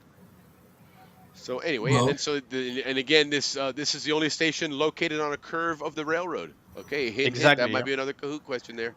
Pay I, attention. I believe you guys remember this station quite vividly. It was uh, right next to the lake, and um, it had like an overpass right after the station. If Interesting. you were going to the north. Okay, okay. So the concrete building, the one that you see in the background photo, was teared down in the mid 1950s. I'm not sure why. I haven't found the exact date that it was demolished. But then after that, you only had like an open shed where you will take the train there. Okay. And then there was no office there. So what you will do is you will go into the train and you will pay the conductor. Oh, so you bought your ticket on board the train. Yes, Okay. exactly. Right on. Right on. So in the next slide, we can see a couple of pictures of that Sure. station. You will see that this is a curve right when you go out of the Gatun Lake, Mm-hmm. and you will see both in the picture in the background. You will see both the concrete building and the shed. After the 1950s, Yeah. it was only the shed. Sure. Look at that. So the one on top, it's a picture from the 1950s. I believe, Yeah. if I'm not February mistaken. 24th of 54. Exactly, and the one on the bottom is from the 1970s. It was taken out of a clip that I found in YouTube of the Okay. Panama Railroad. Very good. Yeah, and Yeah. that's before they gave them that bicentennial color scheme where they had this light blue Yes, and yellow exactly. look there. Exactly. Yeah. Oh, very So good. that will be early 1970s. Sure. Hmm. Okay, right on. And then Mount Hope, and this is the one that again, when we talk about a lot of us here, my age group, we went to school in the maybe 70s and 80s and lived in Balboa. Um, our familiarity with the Panama Railroad for the most part was Balboa Rams because once a year we took that train to go and play the team in Cristobal, and this is where we got off was Mount Hope, and I always poke fun at the Atlantic side, and that Mount Hope for being this big place and had a lot of history. It was kind of a pathetic train station, if you ask me. But Yeah, it hey, was a really small one. yeah, for such a Yeah. place Yeah. that had importance, I think, gosh, you'd think you'd spend another nickel or Yeah. two on it. But Exactly. Yeah. So Mount Hope, the original Mount Hope, there was a hospital there back in the Panama Railroad constructions. So that means the 1850s. yeah, And then that's why you had the cemetery there. You had the hospital, and right there you have the Mount Hope Cemetery. yeah. And and And there was a then big coal storage area there too once construction of exactly. Canal there. So I mean, there was a lot of importance to that Mount Hope location, and yet somehow they didn't pay attention to the railroad station. That's again what's interesting. Yeah, yeah, and I believe that this comes to the terms that this area was very industrial. So Okay, if makes if you sense. need if you need something by train, you will get it by one of the sightings that you will have in the Sure, that tracks. makes sense. Yeah, not a lot of So passenger traffic out of it, exactly, yeah. Okay. So after the construction of the Panama Canal, this area became the industrial section of the Atlantic side of the Panama Canal. There were a Okay. lot of things going on there. I think you remember the commissary factories, Yes. the ice Yeah, plant that's what I'm saying. that That was whole there. cold storage was all there. It was one big building that was where all the produce for the canal zone was kept cold until it was Ice in the cream stores. mill. Yeah, everything. Sure. John Exactly, Campbell. What's up, John? exactly, yeah. And they all have their own tracks Hmm. to take things out and to using the railroad. Sure. So yes, as you mentioned, I have not found the date that the first station was created here, but I know that in 1941 it was modified to a larger platform, but My it was God, on how small open. was that platform at first? I mean, that's what we thought was tiny. Well, Look at that this was the thing. unique feature was how Mercy. long that platform was. Yes. Exactly. But it was just Oh, one little covered area. I mean, if you had 20 people, the first three are the ones that get covered because no that's room for right. nobody else. That's right. Yeah, and it was operational up until the 1990s when the railroad stopped. So I'm not sure how many people used it at that moment, but yeah, Well, there it Vern was here that's chiming in the chat here, and Vern, what graduating class were you? Remind us again. But he's mentioning 80. here that he was, people. If you lived in Margarita or Cocosolo and you're catching the train to Balboa, Mount Hope was your station. exactly. Hmm. Right on. Okay. That's why we're looking forward to getting Vern on here to really show us, the the Atlantic side because we don't give it a lot of coverage. Obviously, neither myself nor Ricky grew up on the Atlantic side, so our knowledge is very limited. Yeah, class of '80. So yeah, Vern's going to be our Atlantic side correspondent. Is going to be joining us. Hopefully sooner than later. I gotta just do it and quit talking Looking about it, but. forward to Yeah, learn a lot about that hear side because I don't know a exactly. lot. Yeah. My first years in the zone was in on the Atlantic side, believe it or not. But I think I was until I was 1 year old, 1.5. I don't Oh think I wow. was even 2 years old yet when we moved to Balboa. So I don't have any memory at all of the Atlantic side other than playing football and baseball there. So Right. that's going to be So cool. in the next slide, we can see a couple of pictures also for this station. There was a time in the railroad where there were motor cars, and that's the one shown in the top photo here. This is from 1940s. We had So motor. explain what a motor car is. So a motor car like a big wagon Okay. only for passengers, and it has its own engine in it, and it was run by diesel. It was not Okay. a steam train or something like that. It was a single wagon with their own motor. So that's why they call it motor car. Interesting. And I would imagine they're probably for short distance, maybe locally and Probably, whatnot. yeah. Yeah, Okay. probably, yeah. Yeah. That's fascinating. And the photo on the background of this slide, it's an aerial photo of Mount Hope, and you will Hmm. see right on the center of the screen. That's where the station was located, Sure. like right before the water plant. Yep. That's right. And Interesting. then the photo on the bottom, I know that it's not a great quality. It was a scan from a Taiwanese newspaper. It's a That's photo. amazing where you find these pictures. That's fantastic. Yeah, Taiwanese. exactly. Yeah, it's a photo of the covered part of the station that you were talking about before. It was pretty small there. And that's the one that I remember because the late '80s, um, well, a couple years before that, but that's when I was playing Balboa Rams was 79 to 83, 84. So that's the railroad station that I remember getting off the train, getting all our equipment off, and then getting onto the orange and white the buses that they had for us Mhm. to go to the football fields. But that was They that's the extent of the Mountain Hope train station was that little building there. the fields where you played were in that area, or you had to go to Cocosolo? Cristobal High School. It's where the Oh, okay, Cristobal okay, High okay. School Coco was. Solo. Right, Yeah. So that's I think it was maybe a 5 minute bus ride or something, five or right, ten yeah. minutes. Wasn't, Hmm. wasn't very far, but that's where we got off the train to do our thing. That was cool. Great, That's a great great. memory because that does bring back that visual that is what we saw about that time. That's only a few years after, so it Yeah. hadn't changed much. That's fascinating. Very good. And then Okay, finally so we get to the end of the line, right?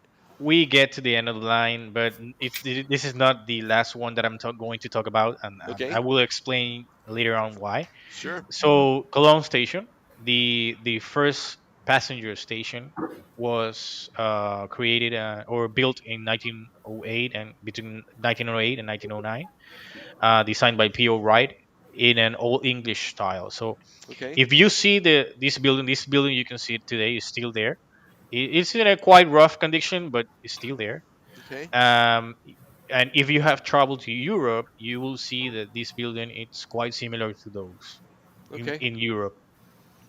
And it was divided at some time. It has the silver roll to the north and the gold roll to the south. Interesting. And it worked until October 1958. It was also given back to the Panamanians due to the Ramon Eisenhower Treaty of Okay. 1955, Sure. and also because this was not inside the Canal Zone limits, Right. a new Similar to the one, Panama Railroad Station. exactly, a new one had to be built. Ah, right on. Yep. So if we go to the next slide, we will see a couple of pictures of how it was, how it is right now. Yeah. The picture in the background is the south part of the station. It has covered platforms right outside of the main building of the station. Okay. And the photo on top, it was taken by me last year that I went Oh there wow. Okay. and took a small trip to Cologne. And this is how it is right now. You will see on the bottom how it was when it was opened in 1909, Sure. and you will see how it is right now. It's in a rough shape, but I think that if someone is willing to keep the history of this building, Sure. will Give do it a something for it. restoration. Yeah, yeah. Oh, that'd be Right amazing. now, right now, the Ministerio de Cultura, it's managing this building. There are a couple of fine arts classrooms inside. Like Okay. there is even a grand piano inside of it. Oh Believe it or wow. not. Wow. Right on. Well, that would be Yeah, fitting. I mean, that yeah, place yeah, back in the day exactly. was, on the Atlantic side was the place. And there was a time when the Atlantic side was a lot bigger and more, more popular. It certainly wasn't as big as Balboa because Balboa was kind of the seat of government for the Canal Zone, but the Atlantic side played a much more prominent role. And then of course over time it started to Yeah, diminish. yeah. But back in the days, Cologne was the commercial site for the people that used to live in the Canal Zone. Right. The front avenue was really popular for do shopping. Okay. You had like a Felix B. Maduro. You had like these big Department stores. stores, department stores. Yeah, all right along the front avenue. And then the Was it tradition continued to then become the free zone, which again you associate with shopping and that exactly? type of commerce. So Yeah. that seems to be their trademark, I guess, on the Atlantic side was that Exactly. Yeah. commerce. Interesting. Oh, that's hmm fascinating. And then this is the last station that I'm going to talk about at this moment. It's the relocated Cologne station that Okay. was inside the limits of the Canal Zone. So then, when the previous one that I just talked about was Hmm.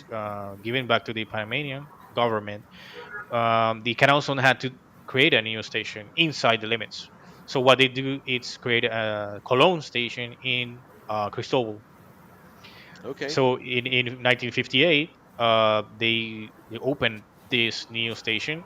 This new station was almost the same exact as the one in Ancon. It was Uh, really basic, a small platform, sure. open, a small office just to buy your ticket, and that was it. Yep. And then you had your loop back line on it, so you don't disconnect and come back to the front and connect and take the same cars back in the Exactly, other direction. exactly. Oh, that's fantastic. hmm That's And awesome. in the next slide, we can see a couple of pictures here. Most of these pictures are from Canal Zone images from Bill McLaughlin. Yes. I will need to give him thanks for letting me use these pictures. He's a great These guy. We interviewed him last year. Just fantastic guy. He did a lot of great work with the Pan Canal Society as their past president. He's still, of course, involved and helps out Yes, quite a bit. yeah, Yeah. He's working with the Canal Museum right now as well. Yes, correct. Yeah, correct. But this he's got guy a is treasure trove of pictures. exactly, CZ yeah. Images is his stuff. Man, just check it out, guys. If you want to see pictures of the zone, man, there you go. It's marvelous what you can find there. Yeah, no kidding. No kidding. So the photo on the background, it's the picture of the station from inside Cristobal. So you will see the commissary store right at the right back to the station. That store was brought down in a fire due to the 1964 riots, and that's something that I learned just a couple of weeks ago. Hmm. In Cologne, there was also riots on that day. It was not only here in Panama. In Cologne, there That would was make riots. sense. That would make Yep. sense. Interesting. Mhm. Hmm. And the top picture here, it's is the platform. You will see that it's open. It's almost the same as the Ancon, as I mentioned. Yeah, no kidding. And the bottom one is just a small portion of the maps that you will see most of the time in the phone books, like at the end of the phone Oh books. yeah, we're Yes, familiar with those maps. absolutely. Those are And this great is maps. They're fun to look at nowadays. It's no, just, actually, they are gold right now. Like yeah. if you want to know where everything was back in the day, you just need to open those ones. Yeah, does anyone know where's there some of these that are uploaded? Because I've seen a couple of places, but the the images they uploaded didn't have good resolution, and a Yeah, lot of times when you try and clean it up, it actually distorts a lot of stuff on it. So if yeah. anybody knows where there's one that has some good quality ones, please let us know. Because yeah, those are Well, really fascinating maps. well, I do have access to the Panama Canal library. So if you need, I have found a couple of those there, like from the phone books, because they have kept phone Yeah, books from back in the day. If you need, I will be happy to help you with yeah. that. Shoot me the link on those and or, show me how to where to find those because Well, they are not online, unfortunately. You will need to go there physically and oh, I ask for them. got Yeah, you. yeah, And that's the one yeah. up here in Florida or in Panama. No, no, no. The one in Panama, like the Panama Canal Authority library. Yeah. Got you, got you. Well, Mhm. absolutely. And if you grab one of those and run off with it, just make sure you let them know that Ricky Royo asked you to do it, and it should be okay. So nobody will say a word about it. Okay. But Great, no, great. it's no, yeah, yeah. Anything you could do to help me with that, I'd love some assistance on that because Of course. if you talk about going down a wormhole and getting lost, you start running through those maps, man. You remember what you did when you were 7 years old at this house. You remember this place here and who lived over there, and Of oh, course. they're so much fun, man. But yeah, that's another piece of history which we love having. And Noriega, you've been absolutely amazing with this. Your knowledge of this certainly matches the passion we see on Instagram with your pictures and stuff. And we're really really happy that you've brought this to us because it's one of the things that we have learned when we talk. Especially like with Dave Dahlstrom, our Canal Zone historian, Of when he course. comes on here, one of the things over the last year or so that we've learned is that we didn't learn a lot about the Canal Zone growing up there, and it's not any fault of anybody's. The curriculum was made to match the United States curriculum very much so. So there wasn't a lot of Canal Zone history and whatnot, and it was in our own backyards, and we kind of never noticed it because it was Exactly. just there. And so, when he comes on every first Friday of the month, it's fascinating to learn things that we should have known, or we see something and we go, oh, that's what that is, or that's what that was for. Hmm. And the same thing goes for the Panama Railroad. That's something that I wish I had gotten a hold of Eddie Dolan now. He's a friend of ours, a Zonian. His grandfather was a conductor on the rail, and Wow. he's our age. He's class of '84, but there's a picture in one of the Spillway newspapers of him when he was maybe 7 or 8 years old. His grandfather on Sundays, and he had his own uniform, his own conductor's cap and everything. His grandfather would take him and he'd work the line with him, going up and down a couple of trips and help him. And there's Wow. a picture of him collecting somebody's ticket and stamping it or punching it Wow. or whatever. Growing up working on the railroad as a little kid, just, what a fun gig to have on a Exactly. Sunday. Yeah. So I'm sure if he's not tuned in now, he'll watch the show afterwards because this might bring back a lot of memories of him and his grandfather as well. But the the Panama Canal Railroad is the anchor of the United States' involvement with Panama. This is where the United Yep. States and Panama came together. Of course, Exactly. it's Yeah. the first railroad to connect the two oceans, and so And it's actually the first intercontinental railroad in the Correct. world. In the world, In the like, world. yeah, Imagine that. So not just in the Western Hemisphere. Now you're talking the world. And as we just learned, from you and from Akito tuning in, and thank you, Akito, so much for this. This was a lot of fun. Good morning to you, by the way, arigato. because he's obviously Arigato. in Japan, where it's what 10, 11 o'clock in the morning now. Yeah, exactly. But fascinating to know that a country that has such a rich rail history got it from Panama and got it from the Panama Railroad was their first Exactly. exposure to this. Inspiration. Yeah, man. So another notch in the congrats Panama and the canal and the canal Yep. zone and the railroad and everything that helped us bring that. So Nordier, anytime that you want to come back to talk some more canal zone Of railroad course. history, you're more than welcome to. But really glad you took the time to share that with us, guys. As you can see on the screen there, PRR_history, Panama Railroad history, a treasure trove of pictures on there. You do what, every Friday night you post something new on there about your railroad? Yeah, I will try to post every Friday morning. I will try to post something. If it's like anniversary or a special date for relevant to the railroad, I will try to post something about it. Right on, right on. Well, guys, listen, you have another resource now for Canal Zone history. It's PR history and Nodier Garcia. Say hello to him, jump on his site, give it a follow, and like his post and throw in a comment, say hello, and let him know that you're one of our viewers here. But again, listen, thank you so much, from the bottom of our heart. Thanks for this awesome journey from the Pacific to the Atlantic through the Panama Railroad, man. No, and thanks to you guys. I feel very honored to be here with you guys, and you can count on me if you need any help with researching anything of the Panama Canal Zone. I can also give you a hand there. Right on, absolutely, and who knows? Alex loves watching your show as well. He was quite excited to know that you were coming on there. Maybe there's an opportunity because we had some, or we I say we they had some great presentations during their reunion down there. So Right. maybe a Panama Canal Railroad presentation with you and Tommy Morris and who knows? Again, Of maybe course, Eddie yeah. Dolan could do something, but. Dude, thank you so much again. I You're really welcome, guys. appreciate you. Have a wonderful rest of your weekend. Enjoy it, and again, cheers to you, man. Saludos. Thank you, guys. Have a good one. Thank you. Take care. Thank you, sir. Thank you. Thank you. Thank you.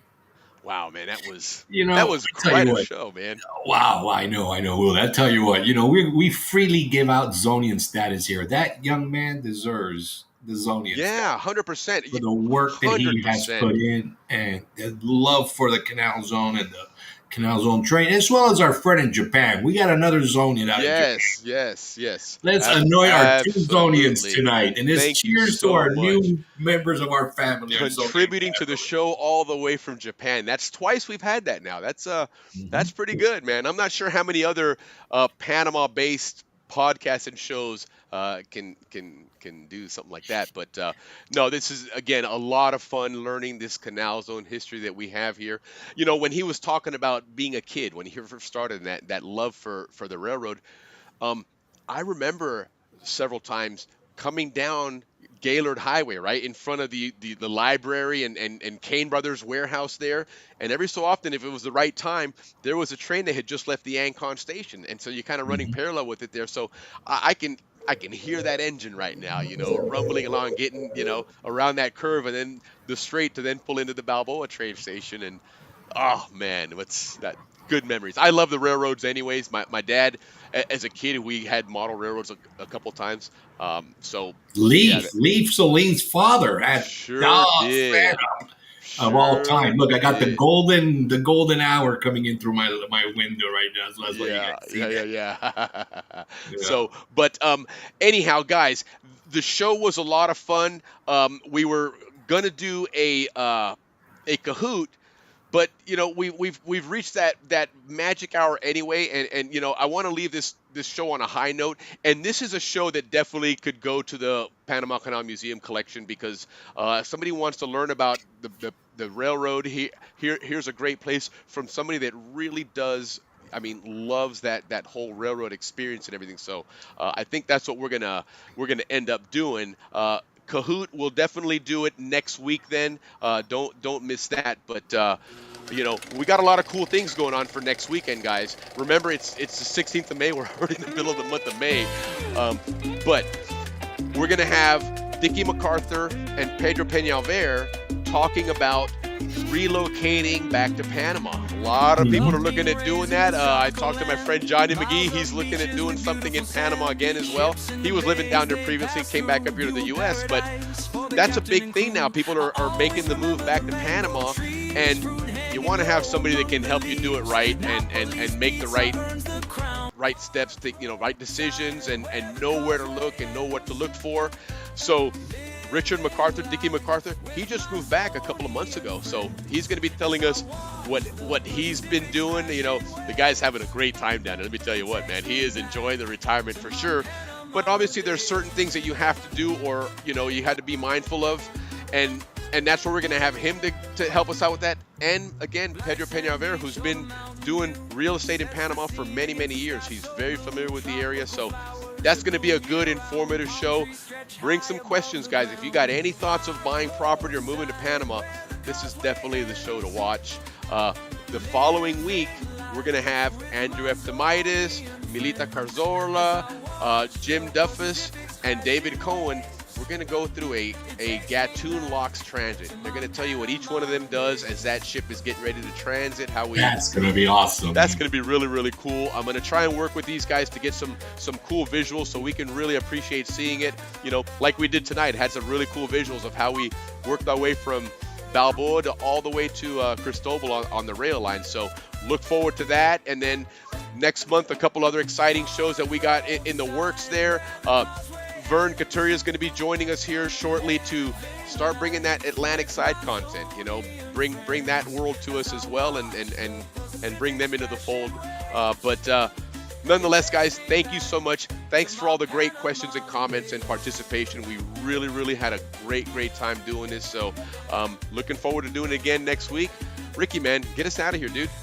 Hey guys, listen, I hate to get us out of here apart, but this is what we got to do at the end of the show. Say goodnight to all you great folks. Man, this show tonight just reminds us of how lucky we are to be from the Canal Zone and the great history we all share. And thank you for letting us come into your house Friday nights and share all this wonderful, wonderful history that we're all a part of. Thank you from the bottom of our hearts. One last toast to everybody, guys. Here's to Canal Zone. Here's to you guys. Here's to Nodier Garcia and Alex Reyes joining us tonight, giving us some great content. Don't forget to check out those links and get your reservations if you're going back to Panama in January. But anyhow, Ricky, have yourself an awesome weekend, Papa. Thanks for everything, dude. Great show. Gracias, everybody. Gracias.